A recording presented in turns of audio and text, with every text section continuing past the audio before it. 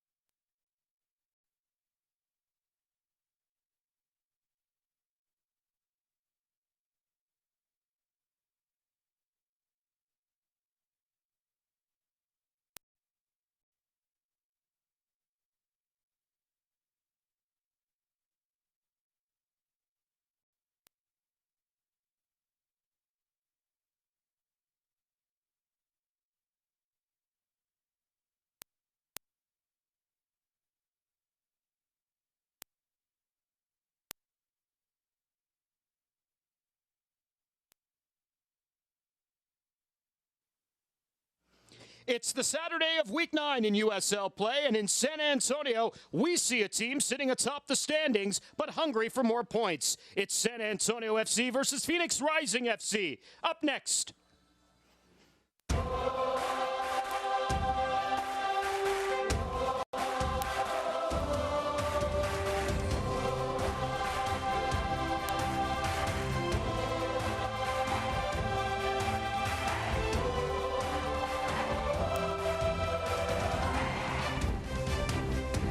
What began as a stormy Saturday here in late May has settled into a beautiful evening over Toyota Field here in South Texas. The question is, can anyone stop the storm that is San Antonio FC out of the gate? Undefeated in their first 9 matches to begin the season. They take on Phoenix Rising FC here on this Saturday.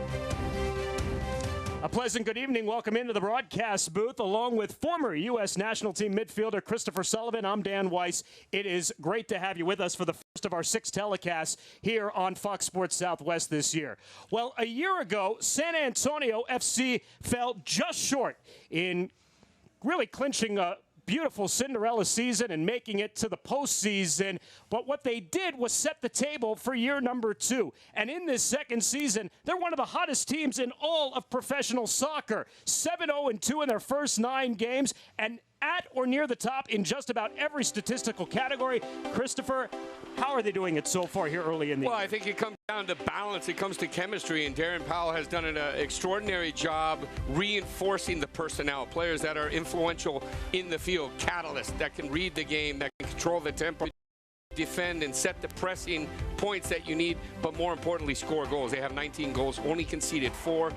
In all lines of the field, they are extremely efficient. This is a team that reads a game, knows how to manage the flow of a game, and you're seeing a team hitting on all cylinders with great momentum. One of the catalysts, of course, has been Billy Forbes, the reigning USL Player of the Month, and in his second stint in San Antonio, and the Turks and Caicos International has been outstanding to begin the year. Absolutely. He's electric. When you look at his ability, he could be vertical, he knows how to combine, and a rare element and quality that you see in a player that can also set up plays. He has 3 assists, 6 goals, so he's got that vision, the timing, the ability to be thoughtful in setting up another player. Not just instinctive, a goal-getter. This is a guy that's hitting on all cylinders, and when you get in that flow, you got to get behind and get him in good positions to score.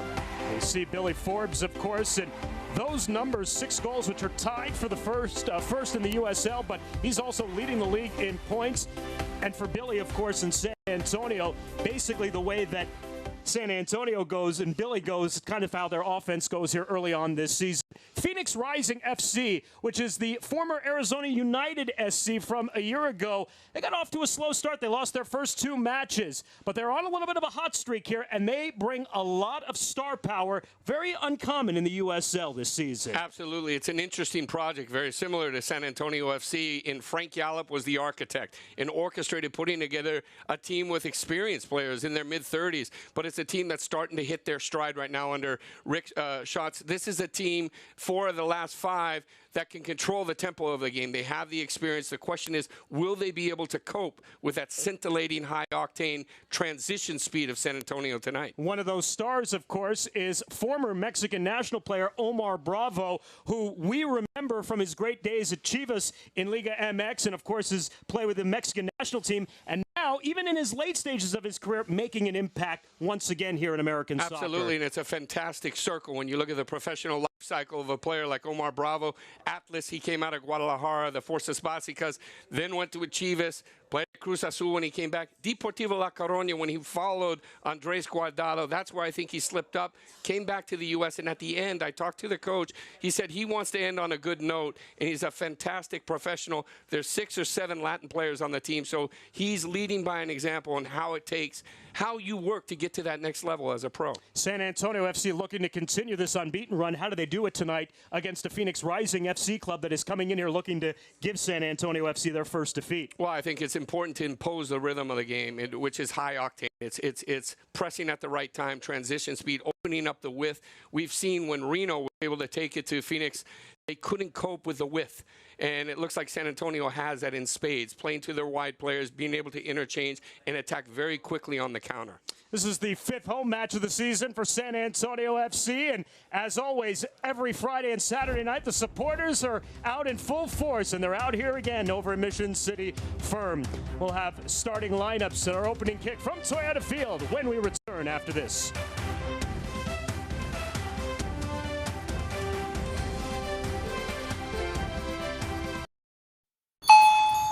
Corner store. How can we help? Birthday party. Hungry kids need food. Are you baking a cake? We've got milk and eggs. Oh, there's no time. Do you have hot dogs? On the grill and in the pack. Chips? All kinds. Ice cream? Loads of flavors. Drinks? Hundreds of choices. Okay, and wine? Yeah. Wait, wine? Yeah, that's for me. Thanks so much! Corner Store has over 50 icy cold drinks for just 99 cents. From energy and sport to tea and soda. More than Valero, we're Corner Store. When did we get a farmer's market? It's just a fun way to show off fruits and veggies from our home countries. Like delicious tailored golden pears from Spain. Or beautiful corn from Hondo, Texas. I have California plum cots. They breed plums with apricots. Only California, am I right? What's that? Gâteau Napoléon avec des fraises de Poty. Excuse me? Oh, that's petite strawberry shortcake. That's not what I said? H-E-B, fresh produce from Texas and around the world.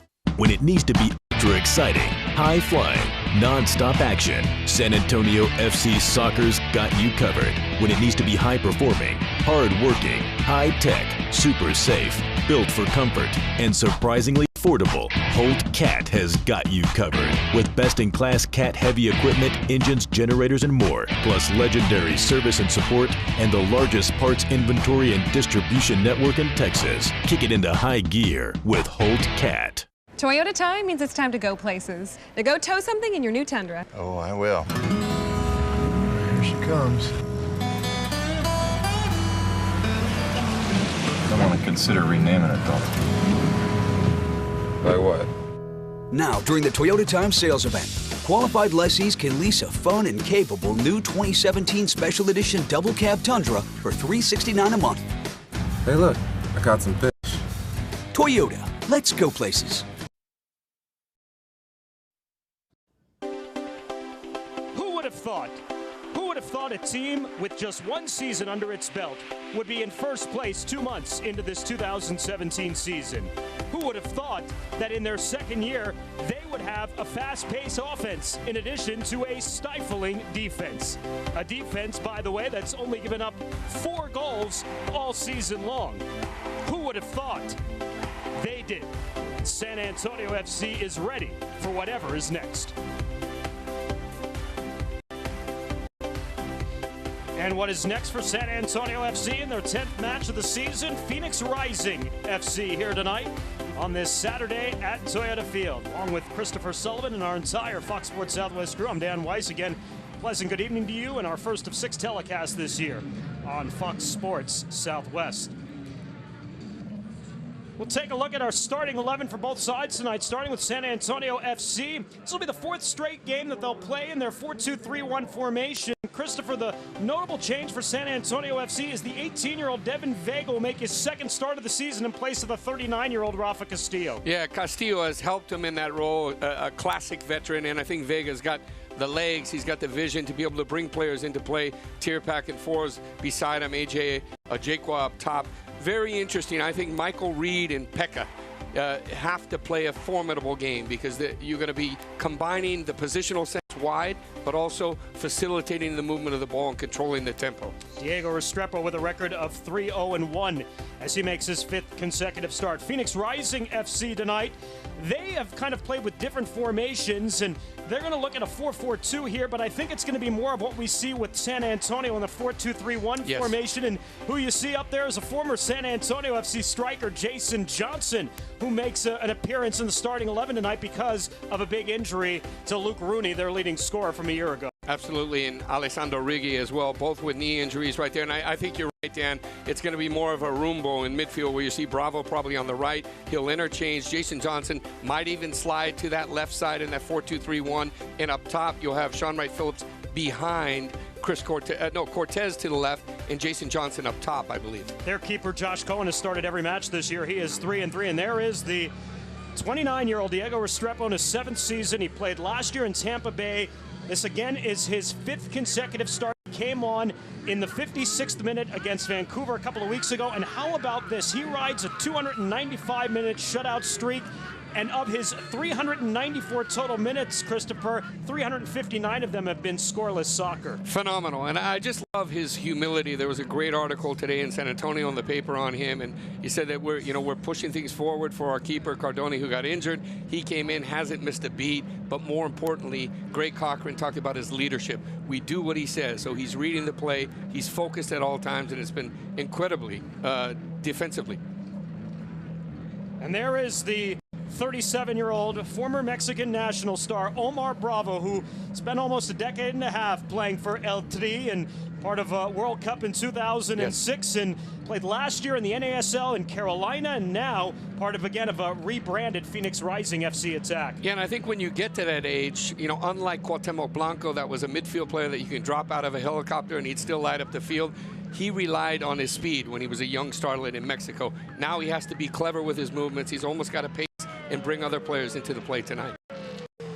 That is a look at Rick Schantz, who is the interim head coach for Phoenix Rising FC. On April 24th, Frank Yallop, the former Major League Soccer coach, abruptly resigned. Rick Schantz, this is his 3rd match coaching Phoenix Rising FC tonight. Well, and he's done a great job, very similar to Leicester City. When Claudio Ranieri was let go, the assistant came in, he did an amazing job, and Rick's done a fantastic job. Still gets along very well with Frank. That was his man. And you got to give credit to Frank Yallop for what he's put together at Phoenix. And I think that Rick's done a good job solidifying this team and having them play good football. San Antonio FC in their black kits trimmed with white. Phoenix Rising FC in their white away kits as we are underway again, along with Christopher Sullivan, our entire crew. Dan Weiss tonight from Toyota Field here on Fox Sports Southwest. San Antonio FC 7-0-2 and atop the table in the Western Conference. 23 points there, 2 ahead of Real Monarchs SLC, and Phoenix Rising FC 11th in the table, 9 points. But this is only, Christopher, their 7th match of the season, the 10th for San Antonio FC. Delivered into the box on an early set piece and easily worked away on the clearance to the outside. Here's Chris Tierpak, who had 7 goals a year ago playing for Swope Park Rangers and leading them to the Western Conference Final. Former San Antonio FC striker Jason Johnson sends one away from the face of goal. Nice little ball clipped in there to Jason Johnson. Again, you get a quick illustration again of the speed that he possesses right there, getting on that before the end line. Johnson, 26, scored the first 2 goals ever in the history of San Antonio FC last year in their season opening 3-0 win at Seattle. Former 13th overall pick by Houston Dynamo back in 2013. Stephen McCarthy, another start for him in the back 4 and looking in the direction of Greg Cochran, but just beyond his outstretched flank. San Antonio FC leads the USL in wins and goal differential, as we said at the top. This is the 4th all-time meeting between these two clubs. Last year, meeting 3 times. Each club won once on their home pitch, and it was also a 1-1 draw that was played here in early August. Luke Rooney, who's not in the lineup tonight for Phoenix Rising FC, had a brace in that opening win a year ago. San Antonio FC trying again to keep their unbeaten streak going as Diego Restrepo will make his first touch of the game. San Antonio FC, Christopher, over the last 2 weeks, they only have 1 goal, and it came on a penalty kick by Rafa Castillo in the 64th minute 2 Saturdays ago as they knocked off Sacramento Republic FC last week against the team that had given up the 2nd most goals in USL play. They were held to a scoreless draw for the first time this year. Right, and I feel that you get those one-off games right there as we see Darren Powell. I mean, he's fantastic. He understands that the margins are thin. Tremendous amount of respect against this opponent, Phoenix, that's catching momentum. But sometimes, you create opportunities, you generate attacking opportunities that you just can't finish. Devin Vega, the 18-year-old with his first touch of the game, San Antonio native, and one of the first San Antonio players to play on the national level for the under-17 team, Team USA, since the turn of the century. It's telling how far San Antonio soccer has come on the youth side here over the last few years. As Johnson stays with the ball and works it back to the veteran Jordan Stewart. They have two veteran center backs to Phoenix Rising FC in Stewart and Peter Ramage, both Englishmen, and then the outside fullbacks are both first-year players. Yeah, so the carrileros, the guys that run the line, they can cut the veins, open up, get forward, and that's going to be interesting, Dan, on the wide. But then you always look for a positional sense and calm composure out of back, both with the ball when you're exiting and also when you're defending and stepping off. I think that's a big opportunity for AJ Ajekwa. So keep an eye on Stewart. He's played several games, played for Frank Gallup and San Jose Earthquakes, and has played in several teams in England. But when you're in your mid-30s, right, once you turn on the gas and start accelerating a little bit the tempo of the game, that's when you see if he can cope. Compared to last week when San Antonio FC played a Seattle Sounders FC2 squad that featured 11 players who are below the age of 20, this is a vastly different opponent with a lot of players that are in their mid to late 30s. So we'll see how San Antonio FC approaches the game tonight. First corner of the match parried away there by Diego Restrepo as it belonged to Phoenix Rising FC, and now San Antonio FC on the counter. Oh, and this is their bread and butter here as Billy Forbes upended running back through the midfield. Cody Wakasa, he is one of those outside fullbacks in his first year.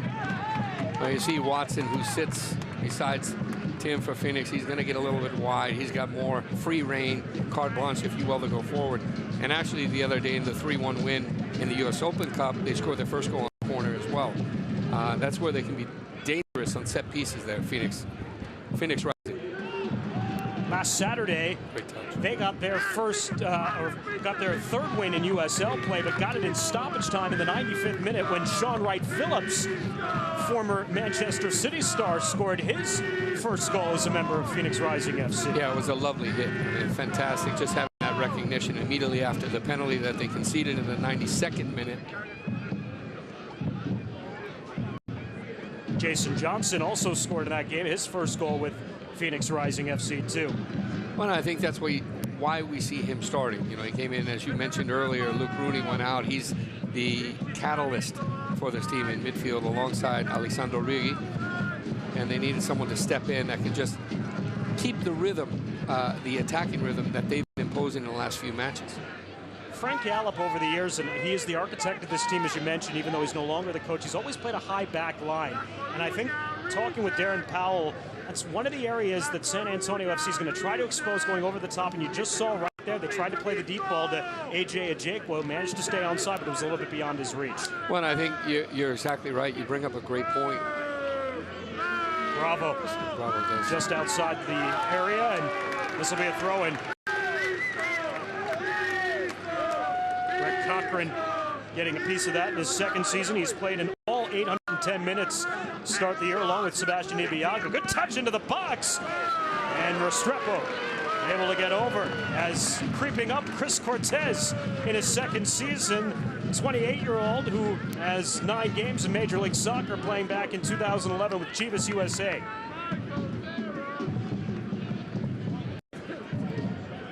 McCarthy, 69 games over 3 years with the New England Revolution. In his second season with San Antonio FC, McCarthy is one of 11 returnees from San Antonio FC team club that a year ago finished with a record of 10-12-8 in their league play. They made it to the final week of the regular season before conceding the last playoff spot in the Western Conference. But again, for a team that started the year so late, it was a pretty good year. And I think Sean Wright Phillips right here, great ball. And that's when we talk about veteran ability. He knows where he's got to lay the ball off. He knows the timing of the run coming across the middle from Cortez. Good link up there. Into space is Ibiaga with Jason Johnson pressuring, and Ibiaga works it away. And I think both teams, Dan, are bypassing the midfield buildup. To your point earlier when you mentioned just bypassing the midfield, looking to play over the top, stretch the defenders so you can start establishing that midfield game and pick out your points, blending your attack, variation in the way that you want to attack and get forward. Johnson just outside the area as he works away from Tierpak. Back upfield, Miguel Tim, South African native, makes his first start of the season in place of Alessandro Righi. And Tim will stay home. I spoke to the coach before the game. He'll stay home a little bit. He's a true contention or holding midfield, and that allows his counterpart right there, number 8, Watson, to get forward and have a little greater flexibility in attack. Good run by Tim. Can he keep it alive on the byline? He can, but it's Restrepo climbing the ladder. Quickly ahead to Ejekwa. He took a hard challenge from behind. Ejekwa's down on the pitch. Well, you see the captain, Peter Ramage, right here. He comes up. Anytime it looks like he gets the back of his elbow on that challenge right here. Take a look. It's all about timing. He leaves himself exposed. Not too harsh there, but they pick up the thing that I'm worried about on that counter. I mean, it was lightning fast from Restrepo, but there was no other players in the vicinity to help him to flick on. Michael Reed, the captain, again looks over the top in Billy Forbes' direction. This will dribble all the way down. And a goal kick awarded. As we're early here in the 10th minute of play at Toyota Field, these two teams will meet again later this season in the desert, Scottsdale, July 29th. Phoenix Rising FC, which has, we mentioned, rebranded from Arizona United Soccer Club. They have a new owner in Rene Barquet, and they have a new part owner in the former Chelsea star, Didier Drogba, who is not available tonight. There was some speculation that he might be available for his first match, but that has been delayed for yet another week. Yeah, and I think it's fantastic for football in this country. You know, he's played at Montreal Impact, the Ivory Coast legend, Cote d'Ivoire, and it definitely is phenomenal for the city. I spoke with the coach before, Rick Johnson. He said he's still there every day. He comes up, he's just working himself into shape. So it's kind of like Michael Jordan when he when he came back to basketball with the Wizards. He's now 39 years of age, his 19th pro season. He was the first African player to score over 100 goals in the English Premier League, 104 in his career playing with Chelsea. He actually also played with Sean Wright-Phillips in Chelsea as well for a couple of seasons. To the outside, Ben Noonan. First good delivery into the box, and Josh Cohen makes his first touch of the match. And that's the difference for San Antonio FC this year. Last year, San Antonio FC had Greg Cochran able to run the left flank. This year, he's got a nice matching counterpart. Ben Noonan, who played a year ago for Louisville City FC. Yeah, it's a good point. I mean, you get an opportunity to pick your poison, and also you're always sending a player forward. And it's just the midfield, Vega has to be cognizant who's pushing forward, where the balance is, where the open channels are in that type of scenario and phase. But this is really the first settling in we've seen where the tempo has slowed down a little bit and they're playing through the midfield and playing around the back. San Antonio FC last Saturday dominated possession against Seattle, 64% as this ball gets away from McCarthy. And they also did not concede a shot on target that entire match, and Phoenix already has an early shot on target here. Watson at the touchline. Jason Johnson. A nice combination there with Watson, and a good challenge as Billy Forbes trying to create a little space, and he does. Good run here by Forbes. Wow, nice ball for Tierpak. Can he get to it in the area? He can. Back for Ejekwa. It's in.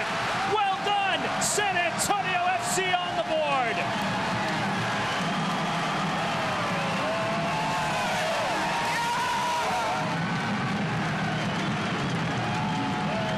Well, this is football at its highest level, scintillating, fantastic, explosive acceleration right here from Billy Forbes. And look at the outside of the foot, just left on a platter. There's a snapshot right there, angle back, and what a reaction finish right there by Ejekwa. Absolutely stunning golazo. You couldn't have written that up better in the training room. Absolutely fantastic. Phenomenal goal. Second of the season for A.J. Ejekwa, who scored the opening goal in the match in Seattle back at the end of April on that 3-game Cascadian road trip. And a beautiful double assist there with Billy Forbes and Chris Tierpak setting it up. Incredible. And you know, really that was the first opportunity when we talk about 11, 12 minutes in the game where you have that explosive burst and acceleration. That's where you incorporate the speed to break down those lines. That breaks all tactics. And then an incredible, impeccable touch that was laid off at full speed. Everything was done at the highest of speed and technical efficiency. monumental goal. San Antonio FC with their 20th goal of the season. Last year, Christopher, 36 goals in 30 games. They're already now at 20 here in their first 10 matches. And you see the breakout speed. Collectively, we talked about earlier, you see the quality of a team like Phoenix Rising FC, but yet do they have the legs to stay with that lightning fast counterattack that we just witnessed? AJ Jakwa had one goal a year ago, along with 2 assists playing with the Orange County Blues. He's one of several players brought over by Darren Powell in his second season to the helm of San Antonio FC, along with Chris Tierpak on the outside with Billy Forbes, and then Pekka, who's, again, he's not the flashiest of players, but he does so many things in the midfield. It's a big reason why San Antonio FC's off to the hot start. And again, it's a Jakwa with a run into the box. A Jakwa, and this time well defended, coming back by Victor Vasquez. Marvelous ball again, just locating Jakwa, just peeling off the cuff of the central defense right there at full speed. And you see that he's tormenting that back four that pulled up flat on that last time that they were pushing. First corner store corner kick of the match for San Antonio FC. 7 corners a week ago. Set pieces. This is one area where Darren Powell has talked to me about that he'd like to see his team improve, and especially on the in-swing delivery, as we'll see it here from Nuna. One got to the top of the 6, and Stewart in there for the clearance to head it out.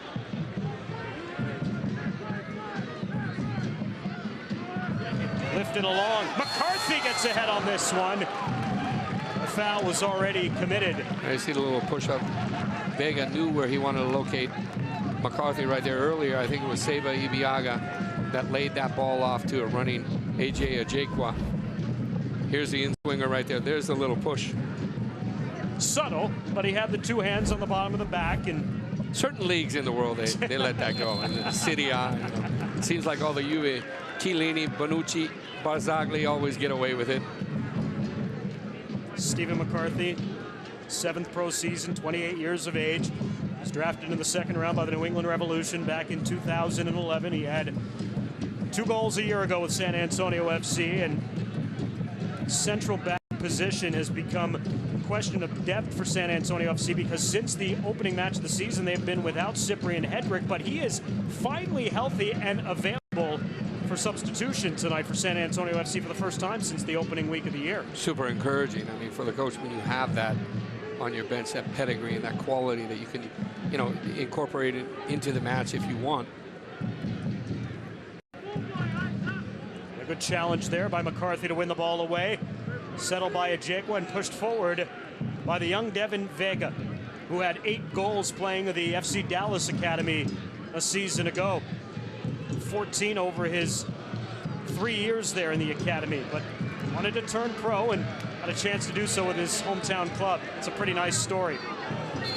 Absolutely. You look at Fernando Clavejo, who's the director of football there. I used to play with on the national team, and Oscar Pareja, an amazing coach because he believes in the young players there. Lucho Gonzalez has done an incredible job with FC Dallas kids. Sean Wright Phillips turns to the inside, and he was looking for the foul. And Restrepo keeps this one alive as he turns it into a throw-in as opposed to what could have been a potential corner for Phoenix here. Again, still early in the match, just past the first quarter hour. You see Phillips right there. As he gets clipped there, and that's one of those ones where it's you know, 50-50 for the ref. I think he was playing on because it looks like he peeled off and separated. Now they are calling it a corner. Yeah. The second of the match here for Phoenix Rising FC. And this is delivered deep and right to Restrepo. Once again, we see Sean Wright Phillips over the ball there on the corner stick. San Antonio FC up 1-0 early here at Toyota Field. And an encouraging side for Darren Powell after his team again struggled to score in the last couple of matches. Stewart skies this one nearly out of the stadium. You got to see Darren Powell's got to be happy at this point. You're up a goal right now. Now he's starting to put the foot on the pedal. Wave after wave of attacking for for San Antonio FC.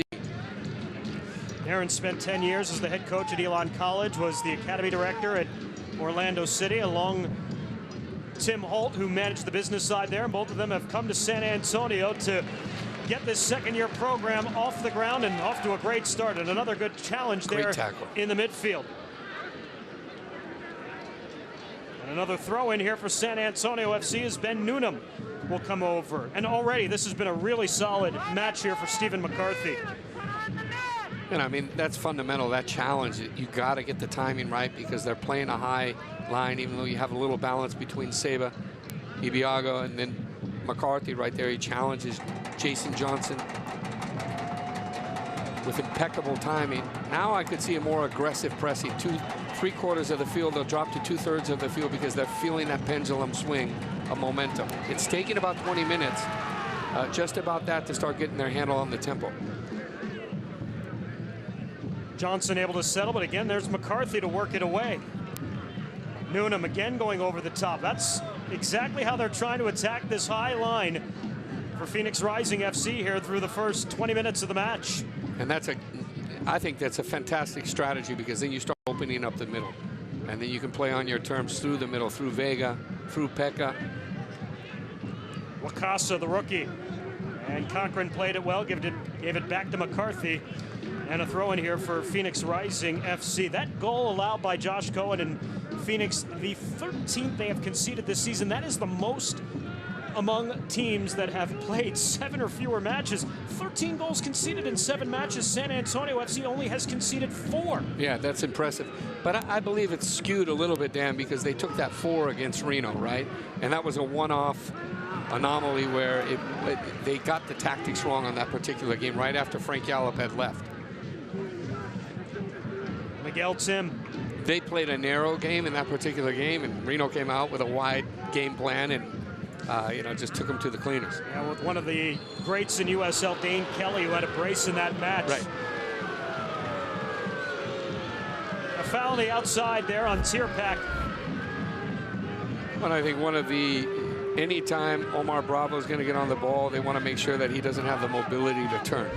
And it was Noonan actually with the foul, not Tierpak, who was in the general vicinity though. This one's settled here. Watson. Tim to the outside. Vasquez tries to deliver one in and blocked out of play by Tierpak.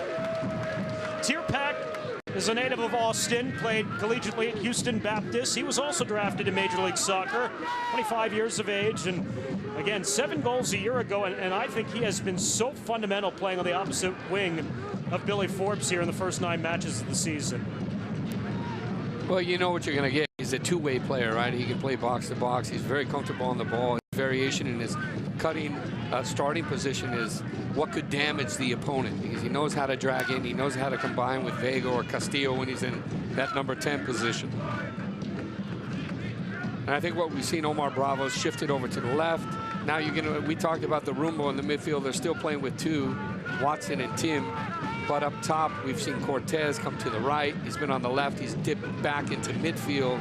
And they're just trying to reestablish a rhythm where they connect into the top forwards, which has been closed down impressively by San Antonio FC the last 10 minutes. McCarthy, Ajekwa, the goal scorer in the 12th minute of play. Unlucky. San Antonio FC. This is really the first time we've seen an entry pass directly into the top forward playing that 9. Ajekwa, he's come back a little, solicited for the ball deeper in midfield. And I think we'll see more of that as we go into these first 5 minutes here because the game's opening up nicely. 9 matches for San Antonio FC with a goal. They have scored the first goal in 8 of those matches this year and have never lost when scoring first. And that's a big difference, Christopher, from last season where they only scored the opening goal in 3 of their first 8 games. It's critical. If you can get the opening goal, then you can manage the tempo of the game. You can understand when you want to kind of accelerate your tempo, when you want to put a little higher pressure, when you want to take risks. They have to be careful of that last run we saw with Watson, though. Forbes keeping this one alive. Trying to shrug Wakasa. And that was well played by the young Wakasa. It's the playmaker, Billy Forbes. Well, I was impressed with Stephen McCarthy right there coming up forward, dribbling the ball and locating Forbes right there down the wing.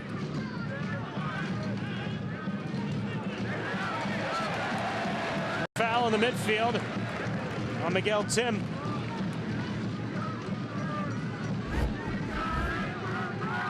Oh, this is just fantastic. Ghosting in Tim, a nice little, he's looking to pocket out, a little mobile turn right there, and he gets knocked over. Michael Reed, a little daylight, top of the area. Tierpak, upended, but play on, says the referee. And now Johnson on the counter. Ibiaga got in front of him and played it well. Johnson, some good footwork there on the far touchline to keep it alive. Falling back on the ball there. On the far side was Pekka. Tenacious in the challenge right there. What a matchup. Ibiaga challenging him, and you see the technique and quality that Johnson possesses. I think one too much right there, one too many. 3 or 4 challenges after the 4th time. I think he should have released the ball. Jason Johnson got off to such a great start a year ago with San Antonio. He scored 3 goals in the first month of the season. He did not score the rest of the year, and you could see at times the frustration that was evident on his face. Ajekwa, Tierpak from 23 out, tried to return it to Ajekwa. Back to Tierpak. His blast stopped. Forbes just couldn't get to it. As Cohen left the juicy rebound just outside the 6.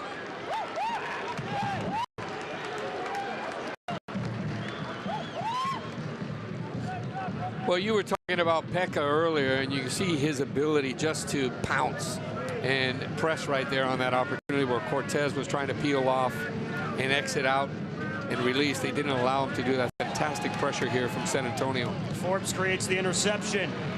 Forbes, this is a go deep upstairs. Tierpak didn't get under the ball.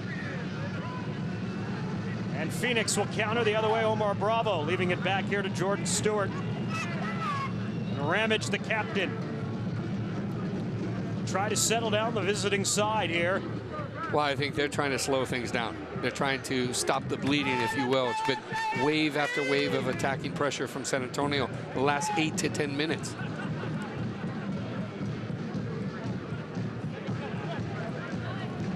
Wakasa. Watson. Again, here's Ramage. Played Crystal City. Ramage. No danger here for Restrepo. That's what happens when you got Colombian playing Venezuela and Colombia right with a pitcher like Rene Higuita. Look at this opportunity. Tierpak. He's got that earmarked on the far corner. Josh Cohen does a good job deflecting it. Almost comes at the footstep. Right at the feet of Billy Forbes. San Antonio FC getting that opening goal in the 12th minute from AJ Ajekwa. They've been in the driver's seat ever since on the attack. They're playing a Phoenix squad in spite of giving up a lot of goals here. As boy, that was a late flag that went up on Ajekwa. Yeah, I think the linesman had to give, the assistant referee had to give a DL there, the double look, and make sure. You can see that he's just, I mean, you wonder if he's being kept on by the right back.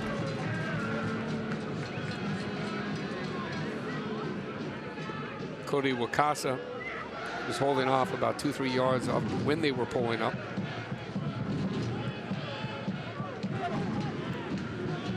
You're right, from one angle he looked 5 feet offside, yes. But with Wakasa kind of watching Forbes on the opposite flank, it was a little bit closer than I think a lot of people thought.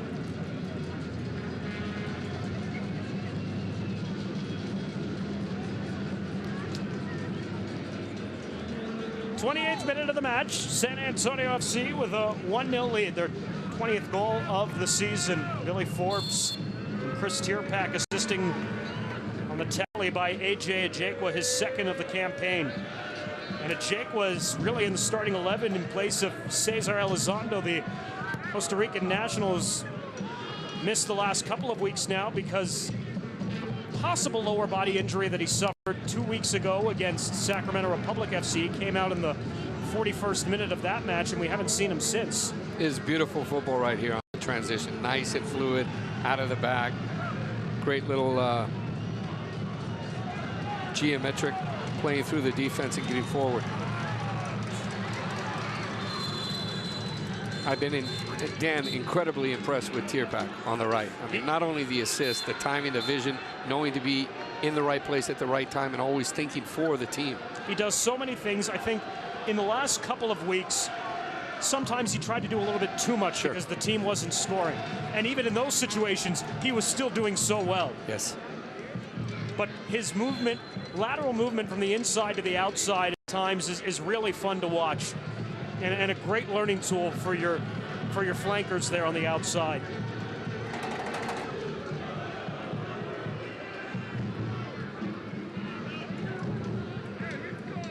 Ibiaga settles under this one. Michael Reed pushes forward. Wakasa and Forbes, and it's Forbes who wins the battle. Billy upended in the area. He's not going to get that one. If he was outside the box, possibly, but inside, I think it's too questionable. Cortez. Cochran got back on the ball. Ibiaga and Johnson collide, and Sean Wright Phillips will come to it. To the outside, Vasquez. Ooh. Yep, you see that Vasquez wanted to start hitting the accelerator right there. Watch Forbes. He floats inside, gets his body in a great position. I think he goes down a little bit too easily on his heels, but I'm just loving the mobility, the turnout, the explosive acceleration out of those pockets when he's under pressure. Looks very engaged early, and no question, I think he sees that matchup with Wakasa, the young 23-year-old playing his first-year professional soccer, and sometimes you maybe lick your chops there as a star player like Billy Forbes when you have that matchup on the outside. And I'm seeing a little speed mismatch there with Peter Ramage, the captain, in the back. So if he can get that timing right where he's coming from a deeper position and can stay on side, this is going to open up in the second half. Fans, stay up to date on the latest USL news and information from around the league. Tune in to USL Coast to Coast with Mike Watts Mondays at 8 Central. SiriusXM FC Channel 85. Don't forget, SiriusXM FC will air the USL Game of the Week. Check USLsoccer.com for dates and times. Through the first 30 minutes of the match here at Toyota Field this evening, along with Christopher Sullivan and our entire Fox Sports Southwest crew, a pleasant good evening to you, Dan Weiss. Upstairs in the broadcast booth, an early goal from A.J. Ajegwa in the 12th minute, his second of the year. San Antonio FC with a 1-0 lead. First time on this homestand that San Antonio FC has scored in the opening half. Michael Reed. Tierpak. Again over the top. Forbes making the run. And the whistle on Billy. On just a little bit of contact again on Cody Wakasa. And you see the frustration with Darren Powell right there. This is a soft call. Absolutely at full speed. Two players right next to each other. At first glance, it looks like it was incredibly harsh. But again, locating Forbes, he's been taking a narrow starting position as opposed to a wider. And there you see the contact between the two. And Cody goes down extremely easily. I think Phoenix is going to have to make some adjustments to that back line in the second half. I don't think they can continue to play as high as they're doing. San Antonio's just eating them alive. Vasquez to the top of the sixth. Sean Wright Phillips deflects it to the outside. Cortez will settle over. Back to Wakasa. Outside the box, Watson. Cortez. Well, I think what we're seeing as well is that Phoenix Rising FC is extremely good in attack. So if they can maintain possession high 3/4 of the field, which they haven't had 15 minutes, the last 15 minutes, and that's a lot to think about right there from Coach Rick Shantz, right? He's got to think about getting the formula right. One of the great things about that 0-0 draw in the last game, Dan, is that it forces you to take that attacking impetus out of the gates.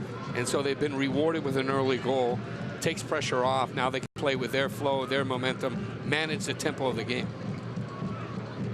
And other than the first couple of minutes, and there's been minimal possession in the attacking third of the field for Phoenix Rising FC. Yeah, I think the first 9 minutes, Phoenix were looking good. You know, they created two genuine opportunities in the area. We saw that San Antonio FC didn't quite have their attacking rhythm and the balance on the ball that we see now.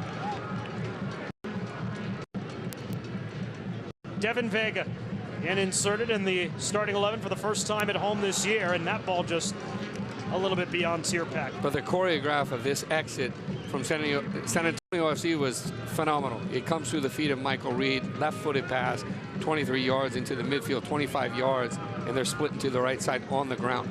So now they can play through the midfield because they've stretched them with those passes over the top. Stewart climbing the back of Vega, and for a moment it looked like our center referee Juan Guzman Jr. was going to let him play on, but that was pretty hard, and Vega is still down on the pitch, and now they're calling for the trainer. Again, you see the size there, and it looks like Jordan Stewart. In some parts of the world, this wouldn't be called a foul because the timing that he makes contact, snapping that down with his head. Vega seems like he's all right. And there's a, you saw it right there, but Stewart's 6 feet as a center back, and Vega stood at 5'5" in the midfield. So, I mean, that's in itself a disadvantage. That's why you see players like Xavi Hernandez and Deco when they play. They don't challenge for head balls with their back to any defenders at all. They're going to stay down and find the second.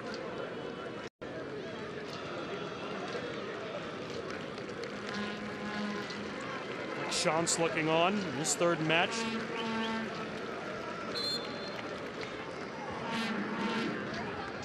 And they'll bring everyone back here for a throw-in. But I mean, you see great sportsmanship right there. Jordan Stewart just giving the hand a fist pump right there with Vega in the midfield when he comes back in.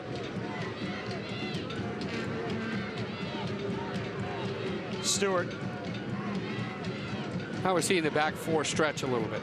To open up, they want to push the wide guys forward for Phoenix Rising. Get midfielders like Watson in. He can strike. His passing range is pretty impressive. There's a nice ball over the top, settled there by Sean Wright Phillips. Johnson to the outside. Wakasa. Back to Johnson. Here's a little attacking possession for Phoenix Rising. Miguel Tim. Johnson. Left-footed, top of the box, just beyond Chris Cortez. And I think Cortez needed to do better to react in that. Johnson has impressed me on the ball. For me, the best player for Phoenix Rising, along with Sean Wright Phillips and number 8, Matt Watson. Third start of the season for former San Antonio FC striker Jason Johnson. Started in their U.S. Open Cup win against Fresno on Wednesday night. They advance to the third round of the U.S. Open Cup, as does San Antonio FC. They got a 2-1 result against FC Dutch Lions. Yes. Out of Conroe, Texas, earlier this week. And they move on to play Tulsa, right? On May 31st. Interestingly, the winner of that match will take on the defending Open Cup champions, FC Dallas. Forbes. Into the box, off Vega. You look at the ease. It's just seamless from Forbes. The collection right in between his feet, slips it right by the defensive challenge right there, and then the ability to whip that ball in with a pace that he put was just impressive. And you look at the genesis of the ball, changing direction, great technique right here, slips right through. He's off to the races at full speed, close control. Always two players attacking the area. San Antonio FC is back at Toyota Field Saturday, June the 3rd. Sporting KC affiliates Swope Park Rangers come to town. Tickets start at just $10. Go to SA or SanAntonioFC.com. Call 444-5MLS for more information. 38th minute of the match. San Antonio FC on top, 1-0.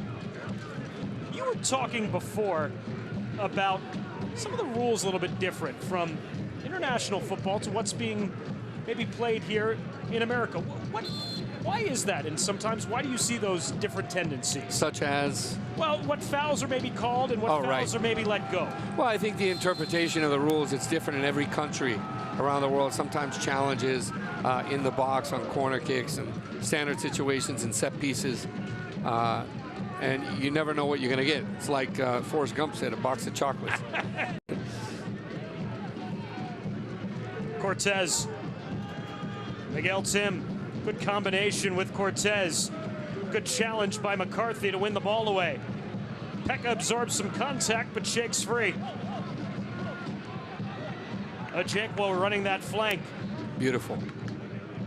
Forbes back to Ojekwo. That's a hard challenge by Wakasa. Again, it's all about the timing, and we talked about Juan Guzman Jr. He's let a few go. This one he's going to call. Great entry pass right there. It was a little soft on the connection ball. Hopefully he has no problem with his hamstring. And a caution goes up on Cody Wakasa, the first of the match, here in the 39th minute. And I saw a different option right there. When you saw that entry movement, I thought that he was going to clip across the area to Tierpak that was behind that back four. But he looked for the quick combination and intricate connection. A lot of activity on that left flank on the attack for San Antonio FC against that man, Cody Wakasa, here in the first half. And part of that is because Omar Bravo was up in front of him, and that was one of the questions that I asked former coach Frank Gallup and also Rick Schatz, that how are you going to cope if Omar's playing on the right side and Cody's isolated there defensively against all that speed and overloading that area? And the answer was that Watson was going to slide over. He'd be the first man to actually push them back. Omar was going to send him inside, but we've seen Cortez more on the right than the left. Take a look here at the Western Conference table so far through the first month plus of the season. San Antonio FC, 23 points. And you'd think as good of a start as they have had, they'd have a little bit more cushion at the top of the table. The Real Monarchs SLC is right there with them, with a game in hand. Well, they have a plethora of talented players, under 20 players that are in the under 20 World Cup. Mike Pecky, if you remember, started off with him at the beginning of the season, and he's taken over the head coaching job for Real Salt Lake. One of the few set pieces here for San Antonio FC in this first half, as Vega and Newnham are over the ball. The right-footed Newnham delivers one very deep, and Ibiaga. Yeah, you see the frustration. Billy Forbes. Yeah, three players right there at the back post, clear targets, and didn't quite get the momentum. San Antonio FC, just to, again, go back to the table for a moment, them and Real Monarchs SLC made some history in the USL. They were the first two teams ever to win 7 of their first 8 matches in league play. Yeah, it speaks a lot to the quality and continuity and consistency of both teams. But again, we look at the way these teams have been built, and you have to give credit to Tim Holt having the vision to bring the coach. Ooh. Cortez gives it a go, but about 5 feet over the bar. He's 28 yards out on that strike. You see he hit it with some venom. Couldn't keep it on target. But getting back to Tim Holt, I mean, having the vision to bring in Darren Powell, I think that his idea of how to assemble teams that are balanced, you know, and can play attacking football, defend well, and have a good concept to work within the identity of the personnel that they have.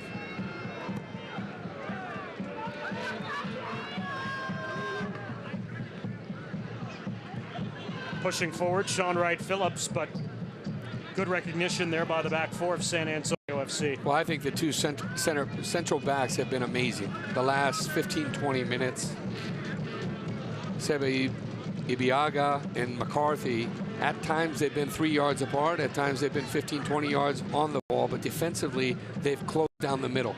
And they've made some great tackles. The timing's been good. They've exited and countered with fluidity through the midfield.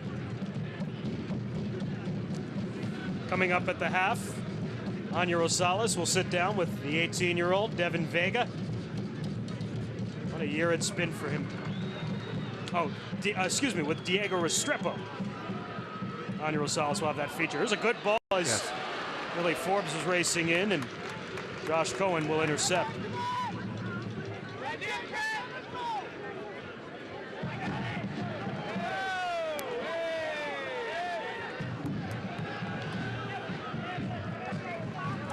Throw in here for Greg Cochran and San Antonio FC as we approach the end of the first half. 12-0 San Antonio FC. And these are the moments you just saw Darren Powell where you get a moment to talk to your players. You want to reboot, not concede a goal in the next three to 5 minutes. Sean Wright-Phillips is down on the pitch after a tackle there at midfield. And slow to get up as we play on here late in the first half.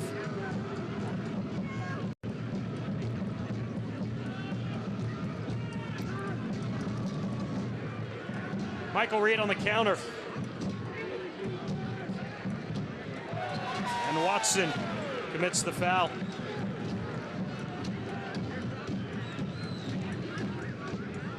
Well, we saw Miguel Tim dispossessed there or trying to connect through the midfield, and Michael Reed playing that entry pass into the attack. And we talked about AJ Ajekwa coming back and his versatility and showing for the ball. The timing has been, look out here, wonderful.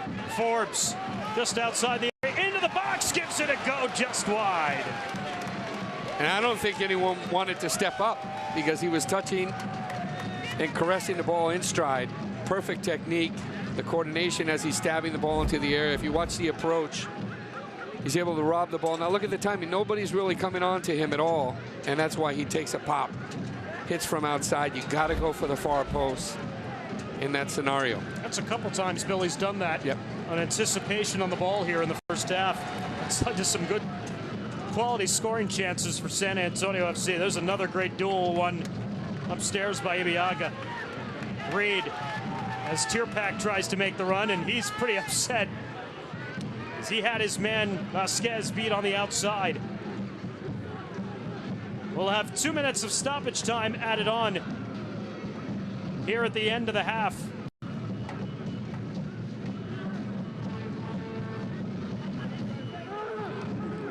But after an opening 10 minutes, the Phoenix Rising FC setting the tone in the attacking third of the field. It has really been San Antonio FC's half, and rewarded with a goal by Ajekwa in the 12th minute. Yeah, and I think the last sequence we saw as they were playing through the midfield, Phoenix, perhaps the coach was disappointed in not capitalize and take advantage of the switch and locate Chris Cortez that was wide on the right side.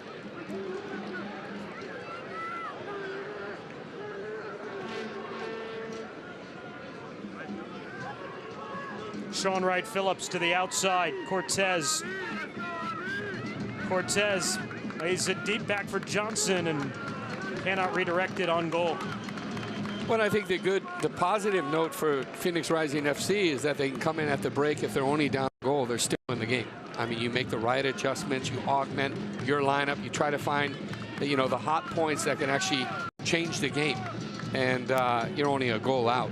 Whereas for San Antonio FC, obviously, they'd like to be 2 up at this point. You know, if I was coaching Billy Forbes, this player right here, I'd say you can catch 3 in this game. If he turns it on a little bit and steps it up a gear with his quality. Ajekwa tried to cut to the inside, and he'll earn a dangerous free kick here for San Antonio FC just on the perimeter of the box. This is beautiful technique, a little bit of a straddle sideways. He's just pausing, and then he's going to slip the ball after a roll in between the 2 players. He knows exactly what he wants to do right there. Picks up the foul outside the area, takes a little time off the clock, and a free kick in a dangerous location. It's just outside the area there. And an interesting angle, though, on the side of the box rather than from a direct angle or from the top. You got the best of both worlds because you can have an in-swinger looking for that back post run. Anything coming across in the near post to get a flick on makes it very difficult for Cohen. Vega goes for goal, and what a save by Josh Cohen. They talk about Cohen right here at full stretch, and this is the area where the one area where you can maybe catch a keeper sleeping. He did extremely well to get his feet across.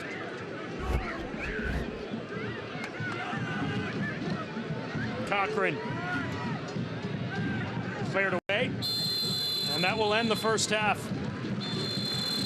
AJ Ajekwa in the 12th minute gives San Antonio FC the only goal, and a 1-0 lead over Josh Cohen. And Phoenix Rising FC is Darren Powell, and the troops head back to the locker room looking for their 8th win in 10 matches to start this record campaign.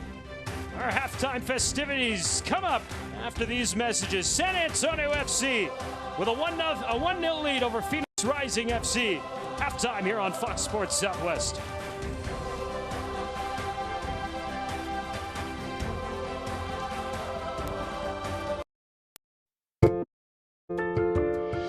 They start so small, but bring big life changes.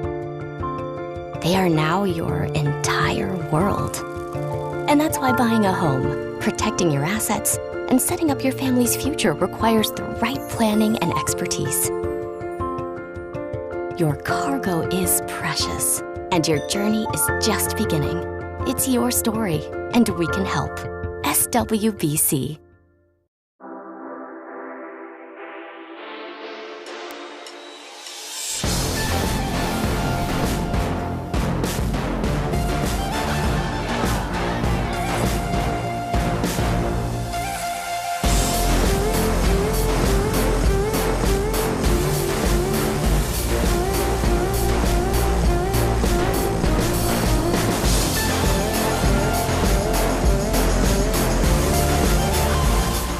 I'm not the type to say any of this mushy garbage. You know what? I'm going for it. You are completely and utterly awesome. I'm glad you showed up. In my life. I think I'm about to cry. You better not. Every single time I get down, you always have my back. It's really hard to describe. It's like all these tiny little things. Yes, things are actually friendship.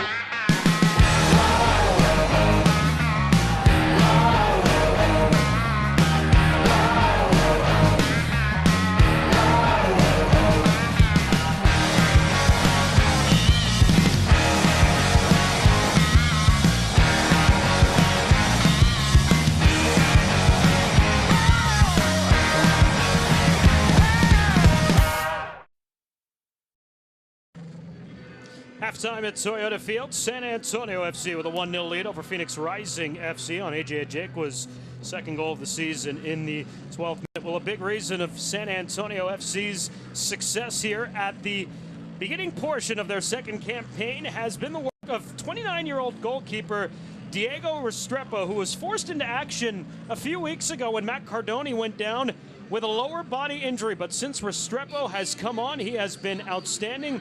And we learned a little bit about Diego's journey to San Antonio this half.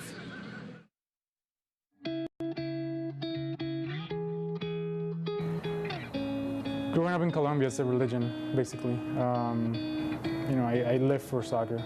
Ever since I remember, I was kicking a ball since I was 5 years old. And my first memory is a soccer ball back in Colombia. You know, you either went to school, to class, which I obviously went to class, but I was only thinking about recess to be able to play soccer. So funny story, I was 14, middle school. The goalkeeper got injured. I jumped in. I used to be a field player, right back. And he got injured, and they put me in, and ever since then, I became a goalkeeper. 5 months later, I was in the U17 national team, and I went to a World Cup. So it was, I guess, a hidden talent, but I'm glad it was found. Played for the U.S. national teams, U17s, U20s, went to Colombia to play my first professional team, went to college at Virginia, won a national championship, and played in the NSL against the Scorpions back in the day. Back to Venezuela, and now I'm here. That was the most attractive thing about this club, just the direction it's going. You know, I'm coming from Tampa, which is a good club as well, but I was very excited to be here, and because obviously the backing they have from the Spurs, it's unbelievable, and the city really it's involved with the team. I know it's a big Hispanic community as well, so being Hispanic, I'm excited to be here and hopefully be an ambassador for the team in that side of the community. So it was a very nice situation to come into. And after that half for Diego Restrepo and San Antonio FC, that is 330 minutes of scoreless soccer. 1-0 San Antonio FC with the lead. We'll come back and take a look at San Antonio FC's first game in the U.S. Open Cup when we return on Fox Sports Southwest.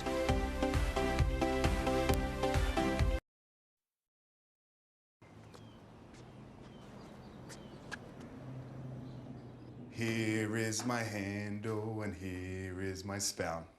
When I get all steamed up, then I shout. Tip me over and pour me out. Oh.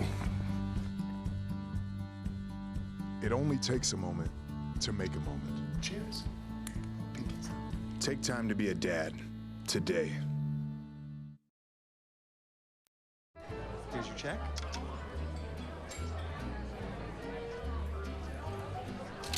Oh, you got it. You know, since I got rid of my car, I really enjoy walking. Okay. God, no. Getting pulled over for buzz driving could cost you around $10,000 in fines, legal fees, and increased insurance rates. Oh, you're home early. You live with your mom? That'll set your game back a few years. Buzzed, busted, and broke. Because buzz driving is drunk driving.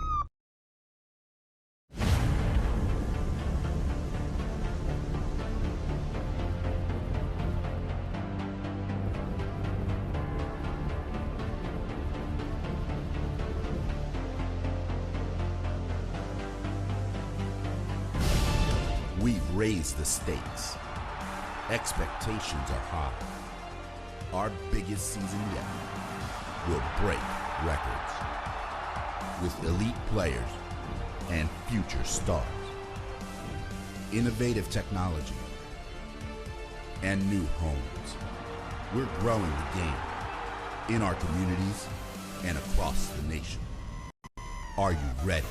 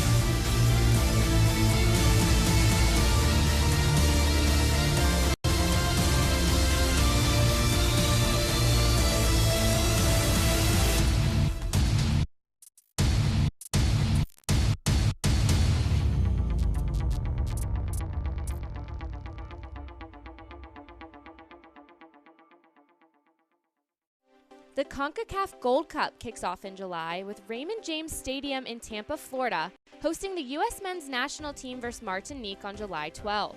I've been in many stadiums in the United States throughout my career, and there's not a finer venue than Raymond James. So I think I can say on behalf of CONCACAF and U.S. Soccer, we're thrilled to be coming here in July, and it's going to be an exciting time. Coach Arena and the Cup finished the day with a visit to the USL corporate offices in Tampa. The growth of the sport in our country has grown tremendously. Everywhere in the United States, you can find a soccer club, and that's obviously is attributed to the growth of USL as well as Major League Soccer. So the sport in our country has grown tremendously, and we should be real proud of where we are in 2017. For USL Network, I'm Morgan Conklin. I'm not the type to say any of this mushy garbage. You know what? I'm going for it. You are completely and utterly awesome. I'm glad you showed up. In my life. I think I'm about to cry. You better not. Every single time I get down, you always have my back. It's really hard to describe. It's like all these tiny little things. Yes, things are actually friendship.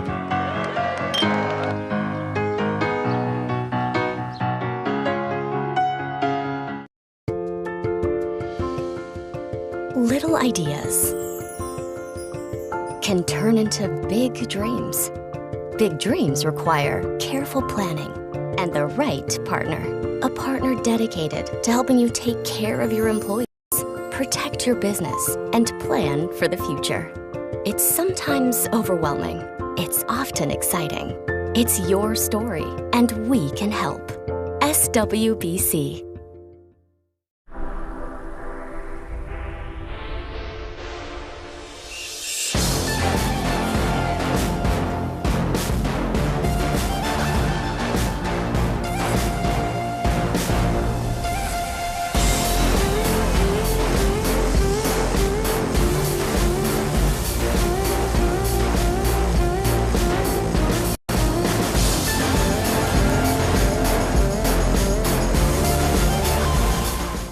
of time means it's time to go places. To go tow something in your new Tundra. Oh, I will. Here she comes. I want to consider renaming it, though.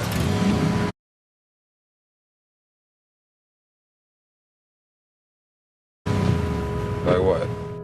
Now, during the Toyota Time Sales Event, qualified lessees can lease a fun and capable new 2017 Special Edition Double Cab Tundra for $369 a month. Hey, look, I caught some fish. Toyota, let's go places.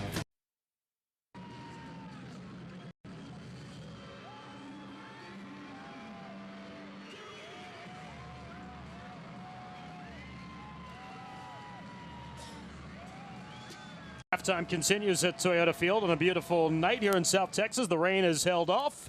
San Antonio FC with a 1-0 lead over Phoenix Rising FC.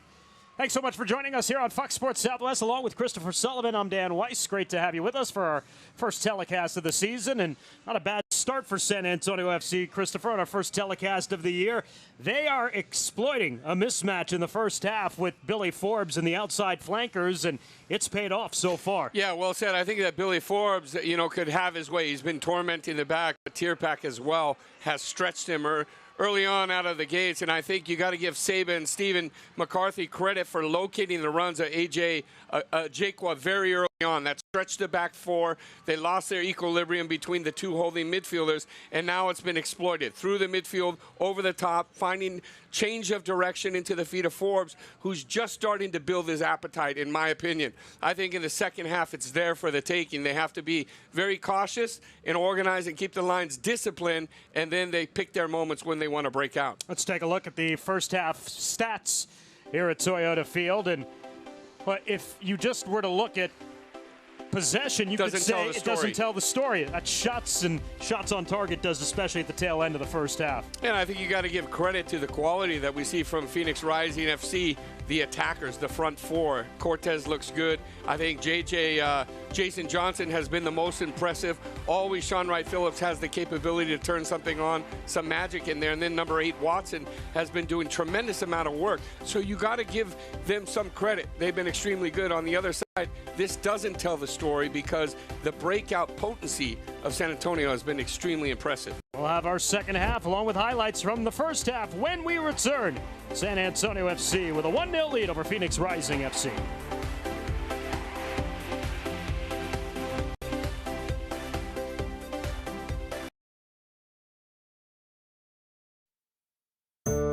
Happy birthday! My gift is the HEB Texas Pet Sporting Dog Formula for all the hard work you do on the court. And because you're a Texan like me, I got you Texas brisket barbecue flavor. Senior blend, because you've been here since '83. Oof, what? He's like 231 in dog years. HEB Texas Pets, food and treats your pets will crave. Look, I also got you this. Welcome to Corner Store. How can we help? Birthday party. Hungry kids need food. Are you baking a cake? We've got milk and eggs. Oh, there's no time. Do you have hot dogs? On the grill and in the pack. Chips? All kinds. Ice cream? Loads of flavors. Drinks? Hundreds of choices. Okay, and wine? Yeah. Wait, wine? Yeah, that's for me. Thanks so much! Corner Store has over 50 icy cold drinks for just 99 cents. From energy and sport to tea and soda. More than Valero, we're Corner Store.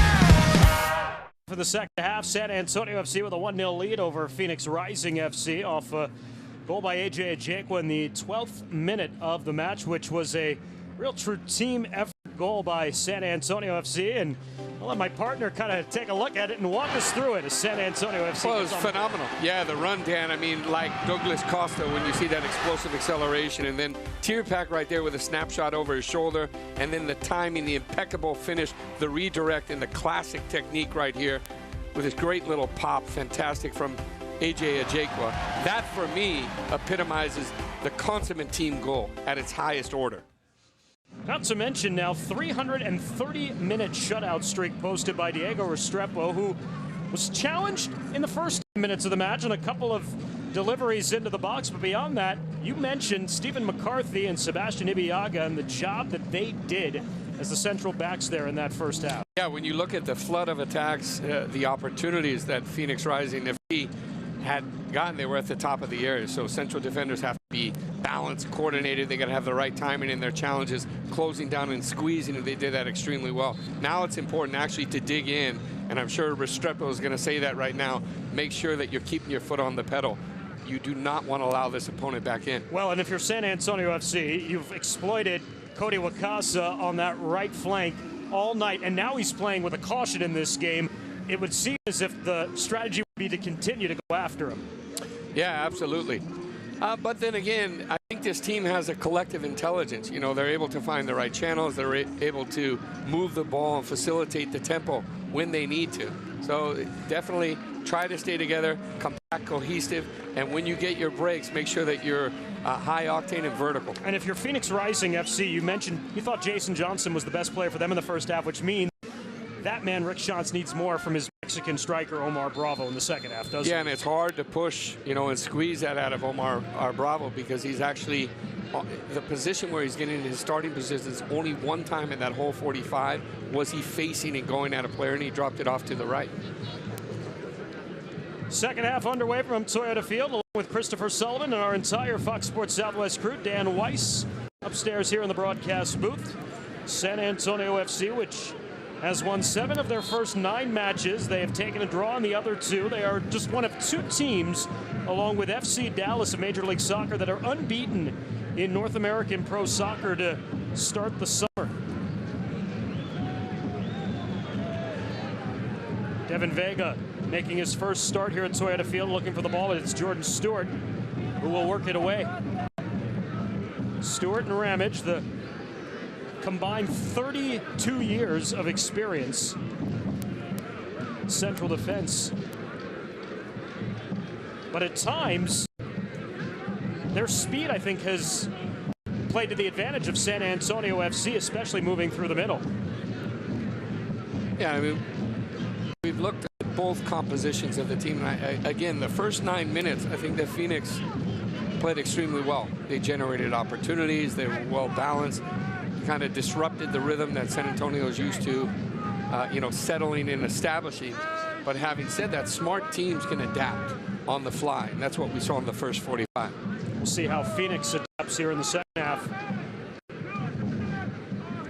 Wakasa. Johnson. They'll switch ends here to Jordan Stewart.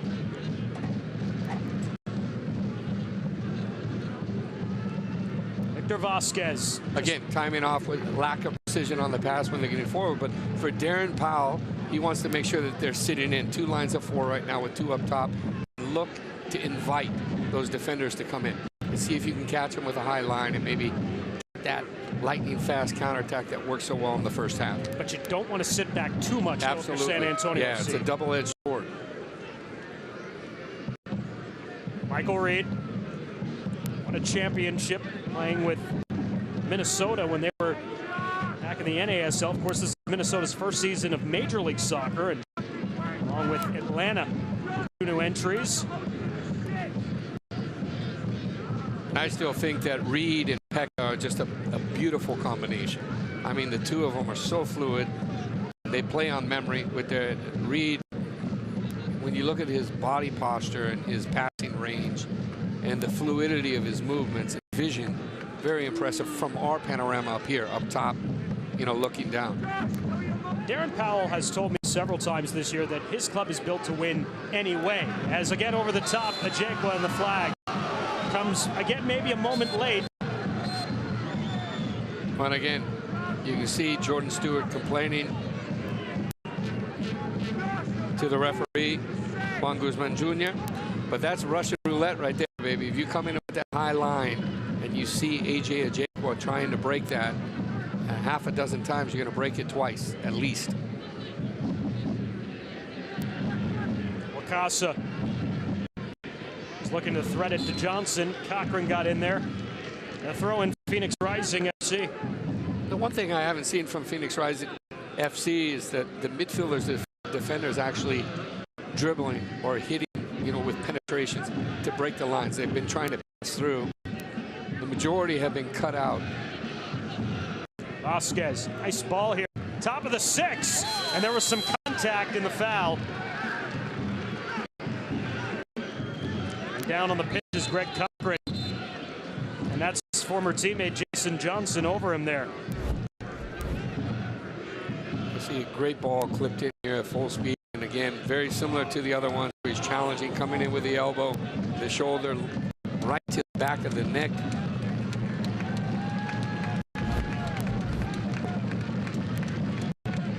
Cochran appears to be okay. Boy, he is such a valuable asset to San Antonio FC. I mean, every player on this team has a role on this club, but for Greg Cochran, who I thought a lot last season was at times the de facto captain, the way he managed the game on the field and managed his team with at times was an injury-filled roster. They lost their goalkeeper, Josh Ford. They lost Stephen McCarthy later in the season to season-ending injuries, and yet there was the constant Greg Cochran from start to finish in every single game. And that's important. You got to know what you're going to get with those type of players: continuity, consistency. They can battle in all different type of matches. We just saw Darren Powell having a conversation here with Ajikwa. The indications that I think the discussion has to be, how do you beat that back four? How do you use that cleverness and savvy to time your run? Ajikwa and Stewart had a little bit of a confrontation.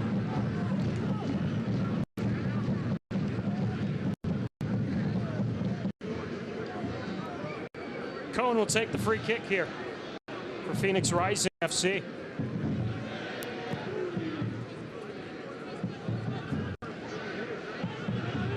Headed upstairs by Cortez. Ajikwa was thrown down to the midfield, and a late foul awarded. Miguel Tim, the guilty party. Well, I think you see the referee called that perfectly. He played advantage, wanted to see if that splitting, slashing run was going through with precision. There's the foul, late push from Stewart. And I think if you can find that third runner, the target might be Ajikwa soliciting for the ball in the axe of the field, and then you get a slashing run from that left side or the right side deeper beyond him. Ajikwa by the corner stick. They'll concede possession.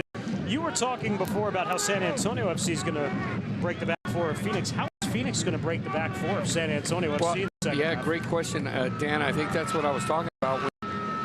Sometimes you play against systems and structure, and everything that you should work on is how to break the structure. And normally, dribbling penetration, you need it from the midfielders. They have to come from Watson, have to come from wide players. Omar Bravo hasn't really shown that he wants to play that way, where he's actually dribbling 20, 30 yards, but that's the way you break the pattern, or even one of the back defenders. Victor Vasquez, for example, he can slash a similar run that we saw from Billy Forbes.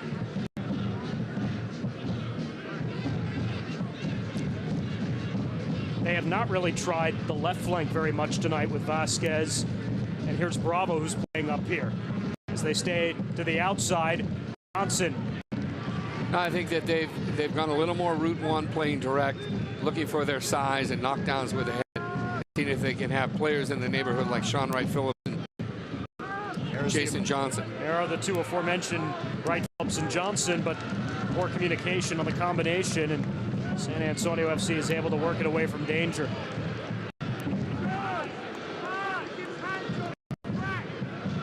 Tim delivers one through off of Cortez.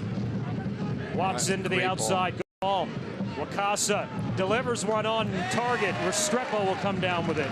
Again, you talk about, we've seen half a dozen touches from Sean Wright Phillips that have just been splendid. Watson with his vision and passing range to put players in good positions.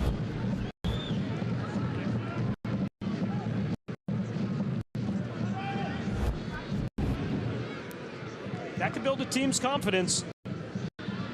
If you're looking for the equalizing goal, if you're Phoenix here in the second half, that one gets through Billy Forbes. Casa able to keep it alive. Johnson playing it back the other direction. Ramage steps up and again to the outside. Wakasa.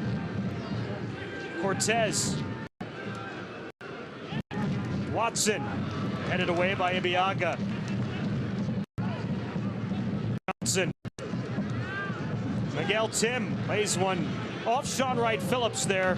And that's the best football we've seen from Phoenix Rising FC. You see the quality playing the axis of the field.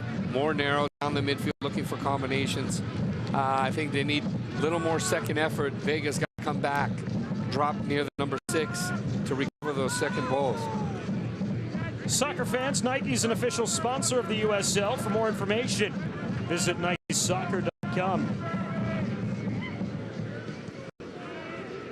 More timid beginning to the start of the second half for San Antonio FC.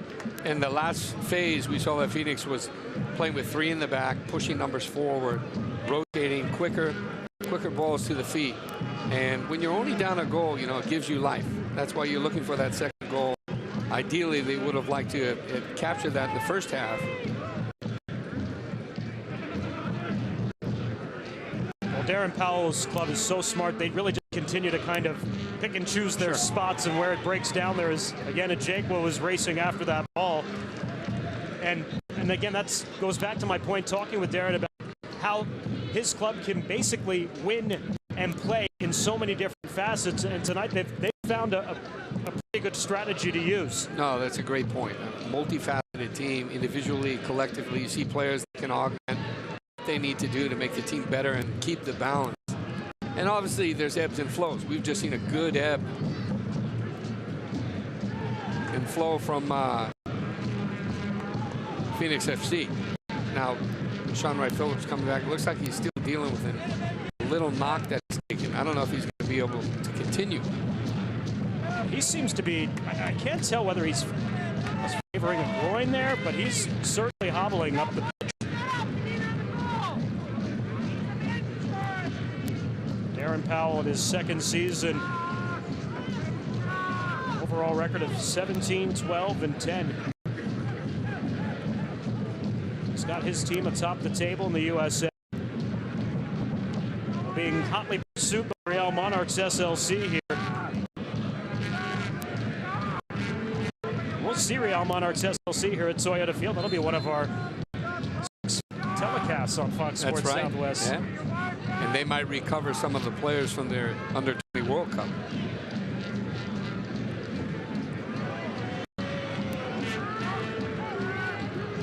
Also feature a couple of road matches this season.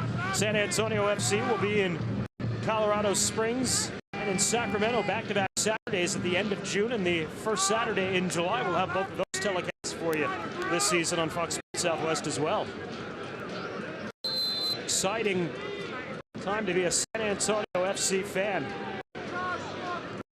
Club off to a torrid start and already up 1-0 here over Phoenix Rising FC in the 58th minute. Over the top as they look in the direction of Billy Forbes for the first time this half, but a little bit too deep from McCarthy. And I think they take a page out of the book from the first half. Now a little higher pressure, trying to squeeze, be a little more compact in that part of the field.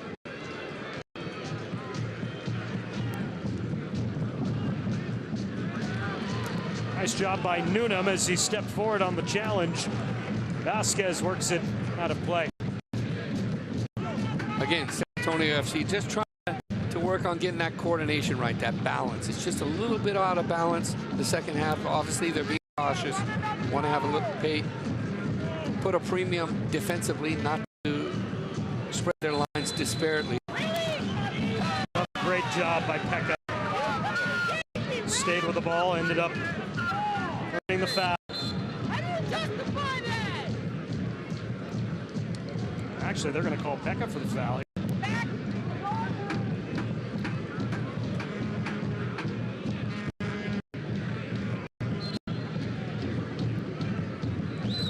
Stewart into the box. Billy Forbes with the clearance.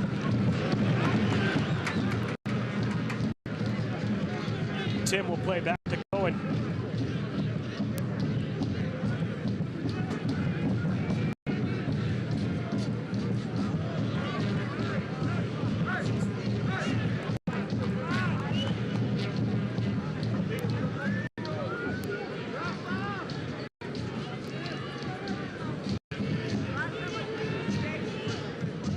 Phoenix Rising FC playing here through the midfield. Miguel Tim. Over the top to the outside. There hasn't been a lot of operating room there on that far flank tonight. Cortez. A miscommunication there with Wakasa. Well, I think it's encouraging for Phoenix. Last 10-15 minutes, you can see that they're playing. They're starting to spread, blend their attacks. Tim's getting more space, deep line midfield, if you will. So he's starting to target those wide areas and locate one-on-one. But great defense from San Antonio.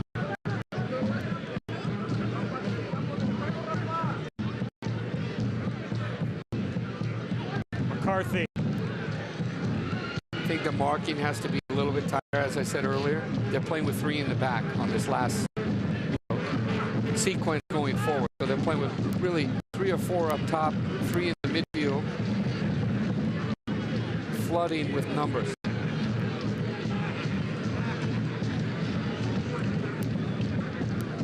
Johnson. Sean Wright Phillips, 3 players, collapse on him immediately and just no space. And this is the adaptation for San Antonio FC. A lot more wide open in the first half, a lot more collapse on the ball here in the defensive third of the field in the second half. Yeah, absolutely. And they're trying to stay cohesive and come back, but it's not as coordinated as we saw in the first half because they're without the ball. Whereas in the first half, they were much more in possession. Again, if San Antonio FC can counter, as you see right here, they get a couple of players forward. They'll take advantage of that. But it's a lot of times now about protecting this 1-goal lead. Bravo sending it off. Sean Wright Phillips to the outside. Chris Cortez moves into the box. Cortez the strike, and that's blocked. Again, better football than locating Bravo in areas where he can drive one in. Looks like Phoenix is going to make their first tactical movement here. We'll see our first substitution of the match here in the 62nd minute. Former FC Dallas midfielder Eric Avila will come in for Miguel Tim, who, again, this is only his second match of the season for Tim and his first start in place of the injured Alessandro Rigi. And on comes the 29-year-old 10th-year pro Eric Avila, who was selected in the second round by FC Dallas back in the 2008 MLS Super Draft. San Antonio FC works it out of play. That was the third corner of the match for Phoenix Rising FC. And San Antonio FC has only earned 1 so far in this game. It's the first corner of the second half for either side. Biag. Throw in here for Phoenix. You see Eric Avila, number 30, who's come in, and I've covered him many years ago when he played for FC Dallas. He was a bright young player when he first played for Schellas Hyndman. Played last year in Tampa Bay. Yep, and he's quite different. When you look at the characteristics, Tim is a guy that will hold, and you know, his passing range is good. Avila can dribble, so he can add that element and quality that I was talking about, breaking down the lines, getting forward with explosive accelerations and bursts up the middle of the field.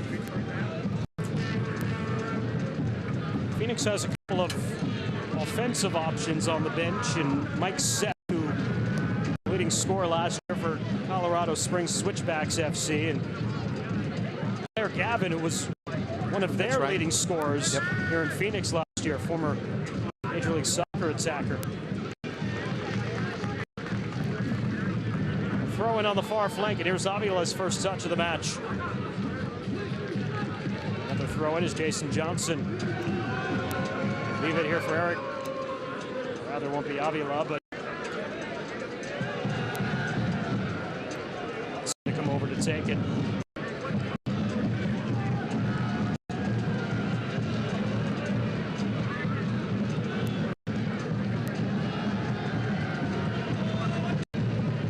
combination there, but Ibiaga is able to step forward and drive that one down the field.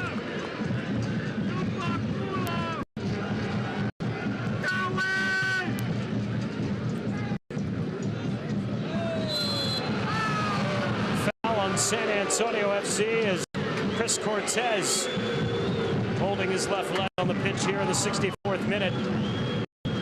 And again, maybe Michael Reed arriving late here through Cortez. There's the entry pass right there, and he's just come through. Looks like he gets the ball simultaneously for a piece of the leg. You know, I'm looking at the coaching staff of San Antonio FC, Darren Powell, and they're thinking about what changes they need to make to add the impetus to this particular game, because the last 10-15 minutes it's gotten a little way away from them. Well, the central defenders for Phoenix Rising FC are almost at the midfield now just about every single time. Absolutely. This is almost, you see this more maybe in the last 5-10 minutes of the match, maybe not so with 25 minutes left in the match. Bravo delivering that one into the box, but headed away. I mean, there's a lot of green pitch that's upfield on the Phoenix Rising FC side. And you're right, Darren Powell, Andy Thompson, and Nick Evans all kind of taking a look to see how can they exploit that here. Because possession has mightily favored Phoenix Rising FC so far this half. And to be fair, they should have gotten a second goal in the first half. They generated those opportunities. It looked like it was there for the taking. Great little reverse ball there. Avila with an attempt off of McCarthy. Noonan, boy, he waited, and Restrepo was able to come over to snag that.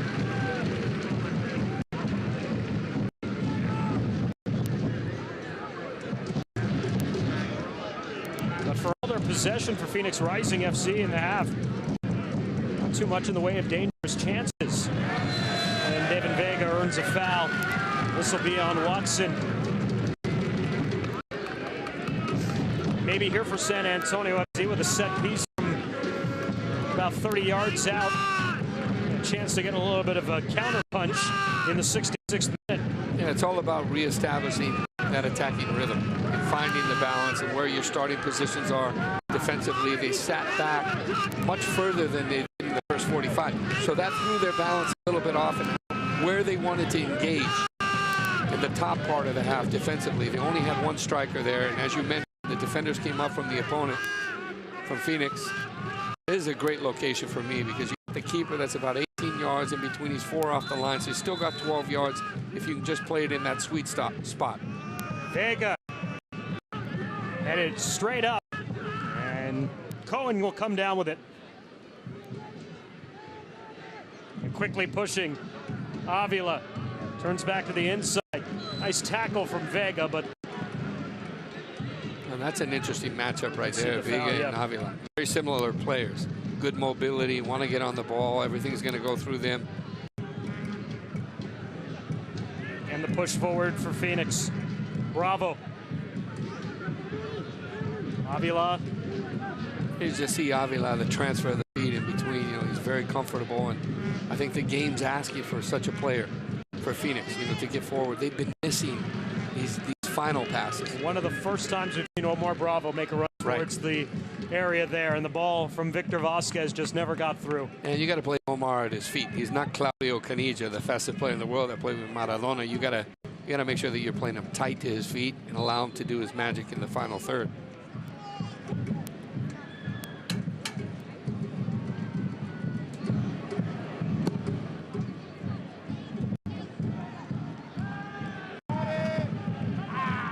This will be a throw in here for San Antonio FC. Speaking of players that you have played with, Christopher Sullivan will be part of all 6 of our Fox Sports Southwest telecasts, and you have a very impressive resume, my friend, former U.S. national team player. It was so many years ago, my friend. So many years ago. But it's a small world. We right? take a look at it, yeah. France, Germany, and Sweden. MLS, part of the 1990 World Cup squad. That was a great squad, some great players. It's a pleasure to have you along on our telecasts. I'm honored. I'm honored. Very impressed with San Antonio FC, the organization, top to bottom, top class. We'll also be joined for a couple of matches this season by the voice of the Houston Dynamo, Glenn Davis. That's right. Part of a couple of our telecasts this year as well. So it's a treat to bring you 6 matches this season here on Fox Sports Southwest with such an outstanding crew. And me. Of course, yeah. The voice. Just feel like the third wheel in this party here. Nah, it's going to be amazing. Bravo. Pressure from Newnham and Pekka. Too much contact there from Omar Bravo as he goes and immediately looks at Pekka. And you see he was trying to slip the ball with the bottom of the feet, you know, the piso, para pisar. And as he did it, he just came right through the bottom of the studs, came through the legs as he was rolling it. You'll see right here, there's a pause and a hesitation. Now he's going to try to slip through. And that's where the foot came and stepped. One thing about Pekka is his ability to pounce. Again, just cativo. He comes into the space and gets so close to the opponent. The work rate of Reed and Pekka has been impressive. Set piece for Devin Vega here. Delivers a good in-swing, but well played there by Phoenix out of the box and struck wide by Michael Reed.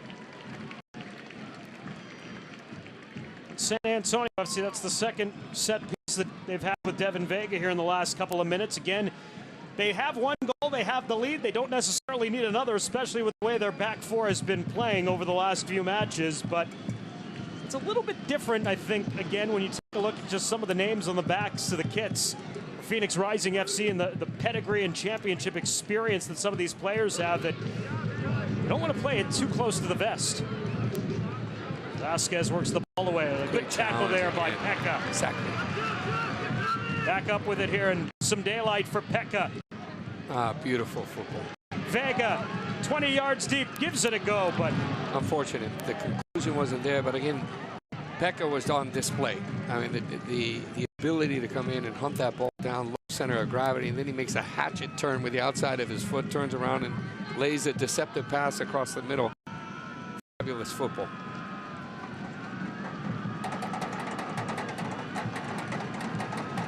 See our second substitution of the match here for Phoenix Rising FC in a couple of minutes. Jordan Gibbons. And this is going to be an offense for defense substitution. He's come in for the fullback Cody Wakasa, who was picked on mightily in the first half by Billy Forbes. New player too, Gibbons. I mean, he's a top player, but he hasn't been fully fit. I spoke to Frank Yallop about him and said, incredible player. So the fact that they're incorporating him last 20 minutes, it's going to add to this onslaught of attack here from Phoenix. Also see our first substitution of the match for San Antonio FC here momentarily as well. And it's going to be the debut in USL play for Mark Ojong, former Seattle Sounder FC2 midfielder. Jake was slow to rise here on the pitch once again. We're going to get our second caution of the match. This is going to go on Omar Bravo, and he's not very happy. In the 73rd minute, the second yellow card handed out, and this one on Omar Bravo. And you've now got 2 San Antonio FC players down on the pitch, and this was Ajekwa who went down first, taking the contact from Vasquez. And then Bravo with the hard challenge on Pekka. I think both were very similar, right? They were low step to decelerate that eccentric move where you get your foot down and maybe just catching the bottom of the feet, just clipping them. You see that Ajekwa has cramps right there.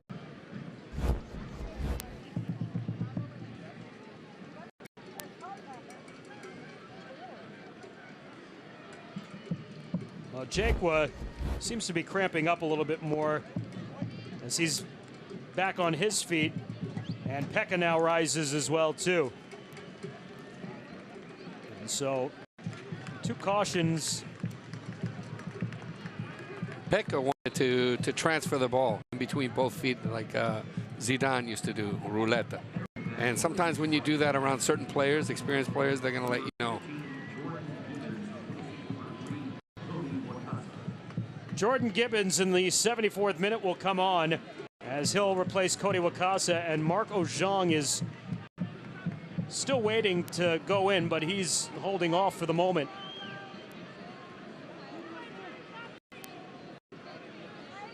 And so there is Jordan Gibbons, the 23-year-old from Bromley, England. In his first season here with Phoenix Rising FC.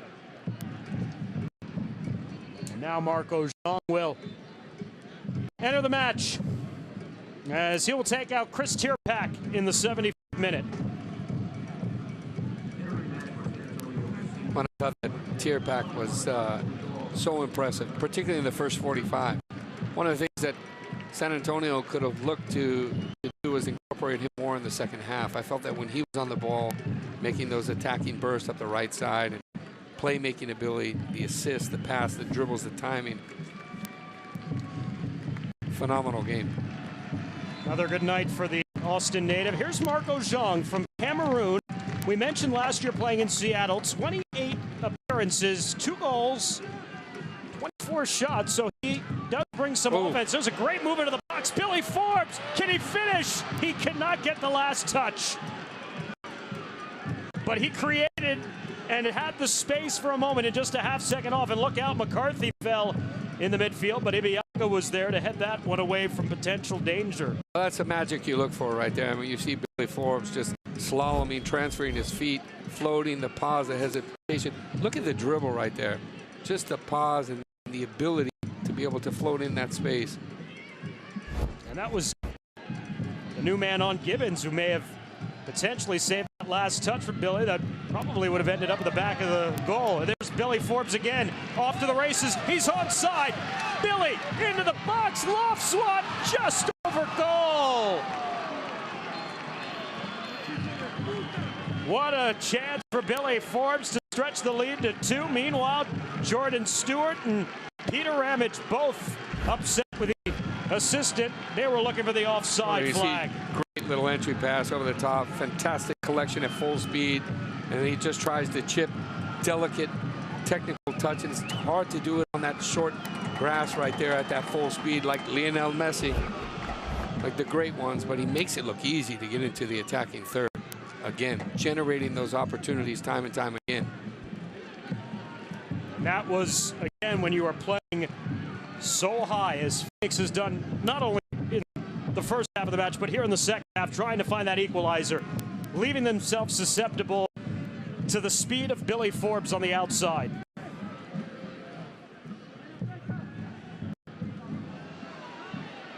Yet it is still 1-0 here, the 77th minute. Sean Wright Phillips shakes off the tackle of Ajekwa. Omar Bravo. And I think the difference with Omar Bravo from when he was young, when he receives the ball that he just got from Sean Wright Phillips, his first touch would be 5 yards in the space, so he's moving his opponent. Look out here. Ajekwa giving it a go, but he sends that one out of Toyota Field.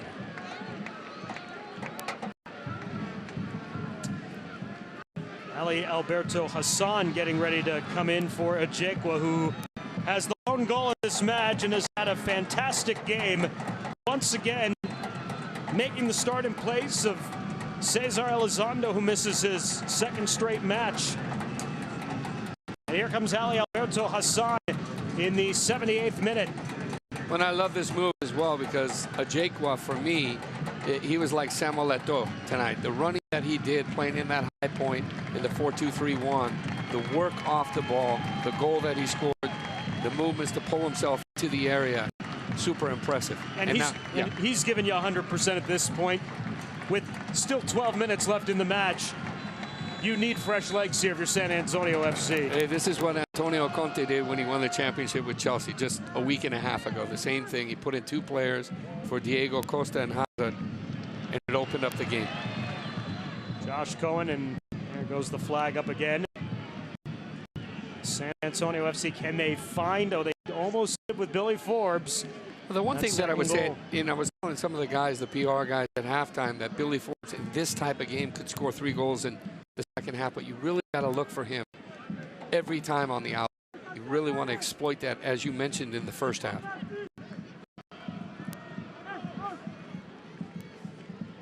Cortez didn't do well with that one. And Dan, we're seeing in the last 10 minutes where they're starting to pick, their link-ups and their locations of players that are soliciting the ball. Now they're starting to be able to, where in the first 20 minutes of the second half, they were on their heels defensively.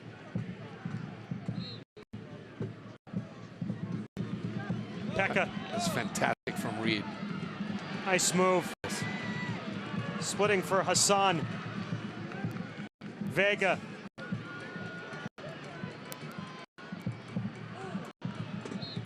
I think Vega has, his entry balls that he's playing at that back post, and you see Reed having a word with him as well. He's got to overcook it a little more. Try to play a little further for that second post so he can beat that central defender. Cochran wouldn't let Cortez go anywhere. As he works it ahead, Ojong making his debut for San Antonio FC here in USL play. Johnson was looking for a little bit of daylight. McCarthy with an acrobatic clearance out. And Reed wrestled down. And I think you see the frustration on the bench as well from Phoenix of not retaining possession. Critical at this point. Watch this pass from Reed a moment ago. When you talk about the extra contribution of a player when he's slide tackling. Watch this at full speed, knocked down, gets the position, comes off the check, bam. Little half rhythm, gets it on the hop, and this is a fantastic little Cruyff turn. Billy Forbes again. Again, those are the 2 pivots we talked about earlier. Reed, Pekka playing together, Ojong as well. If you get that chemistry right, that's the base. That's the base. If you get the access up the spine, and you can put everything together, and that's what San Antonio has done. I know you've mentioned Reed and Pekka all night, but I think, again, we take a look at the shutout streak for San Antonio FC, and you say, okay, it's Restrepo. Here's Vega potentially going after the ball, and Josh Cohen heads that one away. But it's as much about Reed and Pekka as it is about the central defenders of the fullback, or Diego Restrepo. Absolutely. Absolutely. Avila as Ibiaga with the clearance. We mentioned Mike Seth earlier in the broadcast, and he's getting set to come into the match. Chris Cortez has been frustrated here over the last couple of possessions. Vasquez on the outside now. Newnham getting a piece of that one.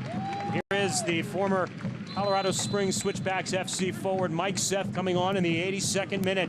He'll take out Chris Cortez. And a tough night for Cortez, but he just could not find really any daylight running against Greg Cochran on that left flank tonight. Absolutely. I mean, give credit to Greg Cochran, because this is the player, his starting positions, he never started with momentum. His approach as he's attacking to the goal, he never generated the speed that you need to beat players.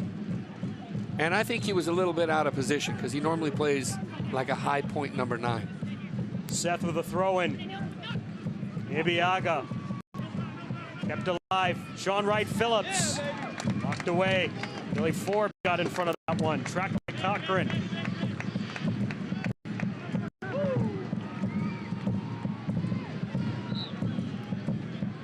San Antonio FC on the ball. Vega. It's a nice little run here as he cuts back to the inside. Ojong. Billy Forbes will work it back to Cochran. It looks like Castillo is going to come in for Vega, who was just holding his legs.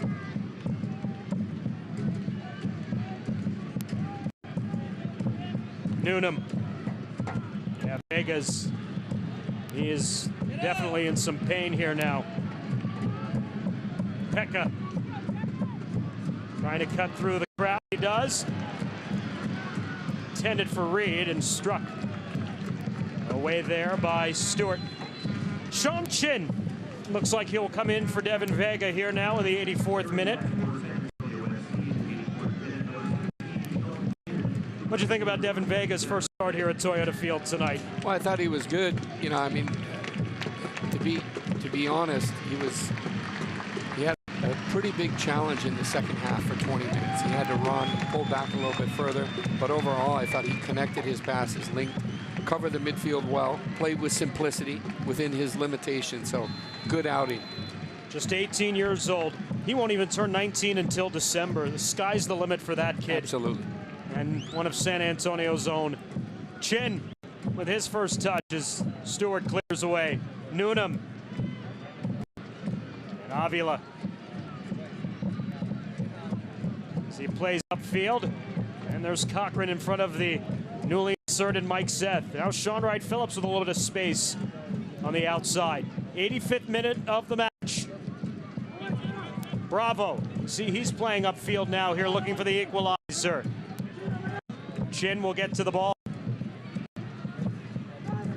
And I think the last 5 minutes, you've seen a great illustration of Sean Wright Phillips, how fluid he is on the ball. His technique is just formidable.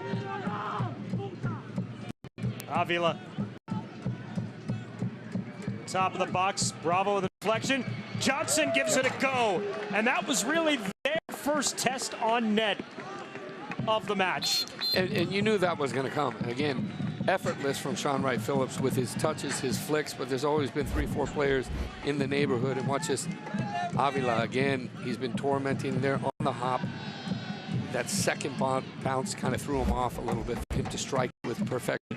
Because if you're Jason Johnson, you've got that ball at the top of the box. That's exactly where you want it. Yes. You really have not been able to penetrate that central defense for San Antonio. Ali Alberto Hassan works it ahead. Billy Forbes, as Cohen quickly gets back at the net. He was rushing after the ball, but once he saw Billy's speed, he made the right call.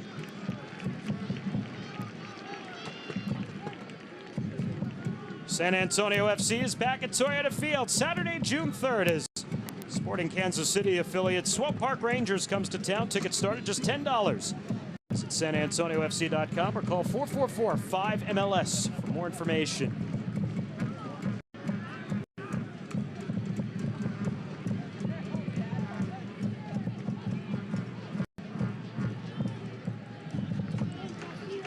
Really has been a tale of two halves tonight here at Toyota Field, but San Antonio FC took advantage, picked their spots in the first half of the match. Great team effort, opening up a Jaquia for the lone goal, and then they left it to one of the top defenses in the USL here in the second half to really shut the door on any notable chance for Phoenix Rising FC. Yeah, I think that's a great description when you look at it. Tale of two halves, really, quite frankly. And obviously, Darren Powell would like to catch the second one in the first half to kind of close this and open up, allow them to manage on their terms.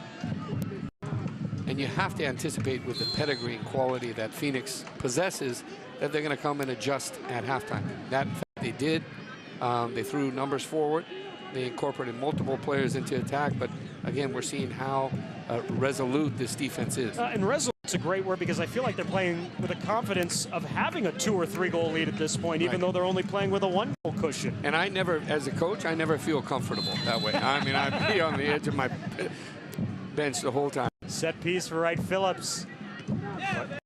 Climbing the ladder was Ben Newnham to keep that away from danger. Here's another ball delivered into the box.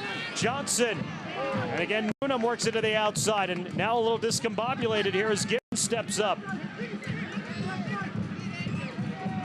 And he'll earn a corner for Phoenix Rising FC in the 88th minute. And just a little bit of breakdown there in the area for San Antonio FC.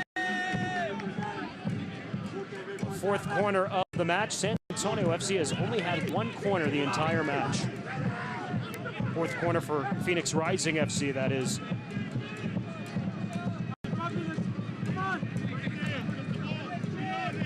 Sean Wright Phillips will take it. Nice delivery to the top of the 6. He'll come to Avila and sends it high into section 115. Well, I think that Avila has been a breath of fresh air for in the second half, his insertion into the game. But on this one, he'd want that back. Obviously, sat up there perfectly to smack it and just get a great hit on target.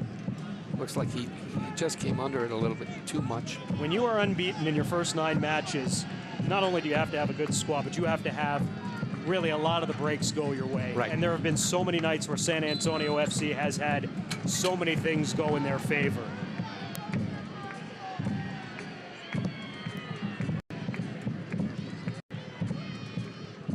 Reed. Ramage under the ball, and again Reed. Billy Forbes try to put one away. Well played. There's Phoenix on the counter. Vasquez. I think Gibbons was impressive there on the last one isolated against Billy Forbes. Reed, for me, has just been outstanding.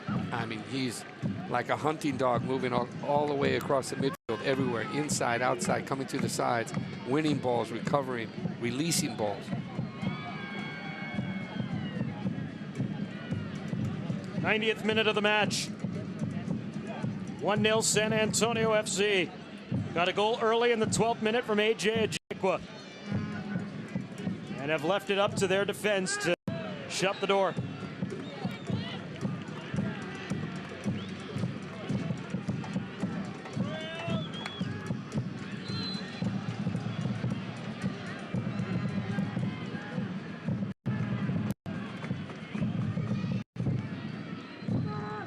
We will have 4 minutes of added time here. And that is what Phoenix will have left to try to equalize. They got a goal in the 5th minute of stoppage time last Saturday at home to earn a result against OKC Energy FC. Courtesy of maybe the guy who could do it again tonight, Sean Wright Phillips.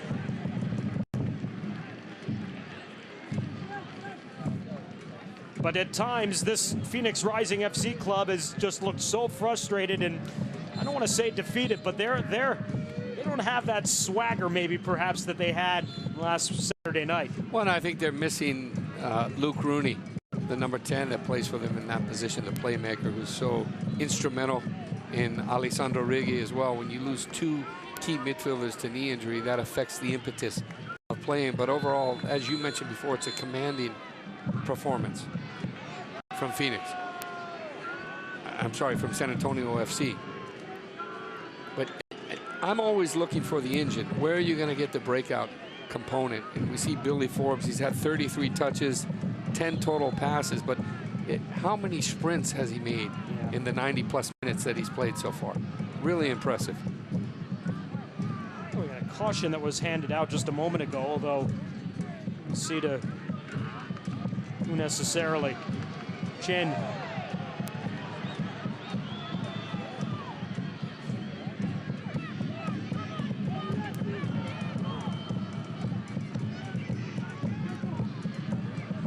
Vasquez into the attacking third here. Again, well defended by Ben Noonan. Stepped right in front of Vasquez. Gives it back to Sean Chin, who will play upfield. Oh, well done. Great collection and timing there from Stewart. For me, still the most impressive player, along with Sean Wright Phillips, who some of his touches have been great, you know, is Jason Johnson. Numbers for San Antonio FC, but Billy Forbes just for a moment lost the ball. Now plays ahead, looking for Reed. Cohen is out to clear that one away. We're halfway through stoppage time. San Antonio FC trying to pick up their 8th win in 10 matches. Extend upon their unbeaten streak to begin the year and continue to lead not only the Western Conference but the entire USL table.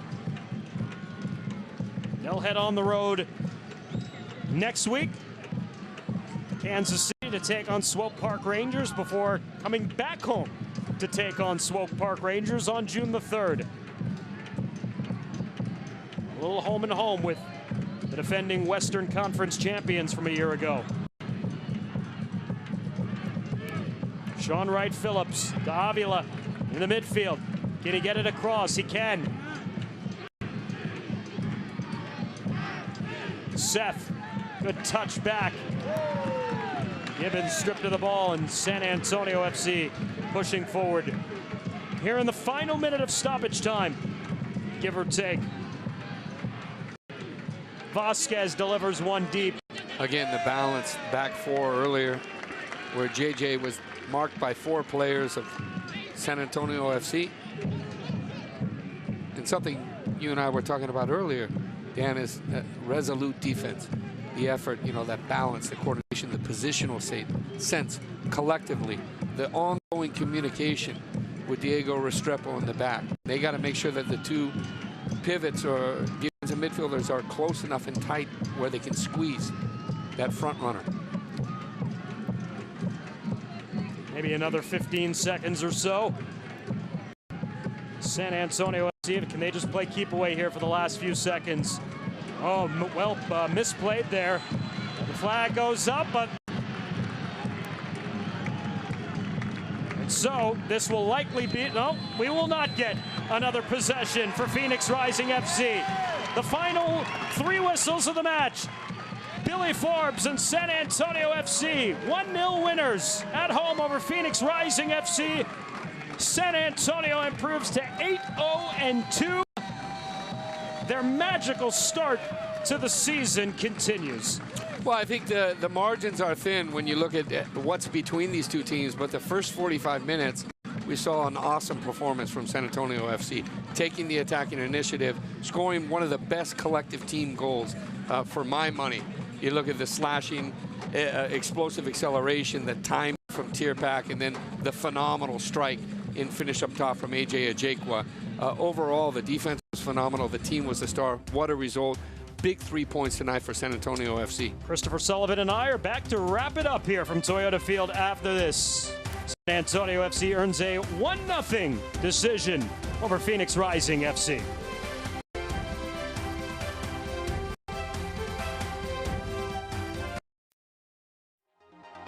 This copyrighted telecast of the United Soccer League may not be retransmitted, rebroadcast, or reproduced without the express written consent from the United Soccer League.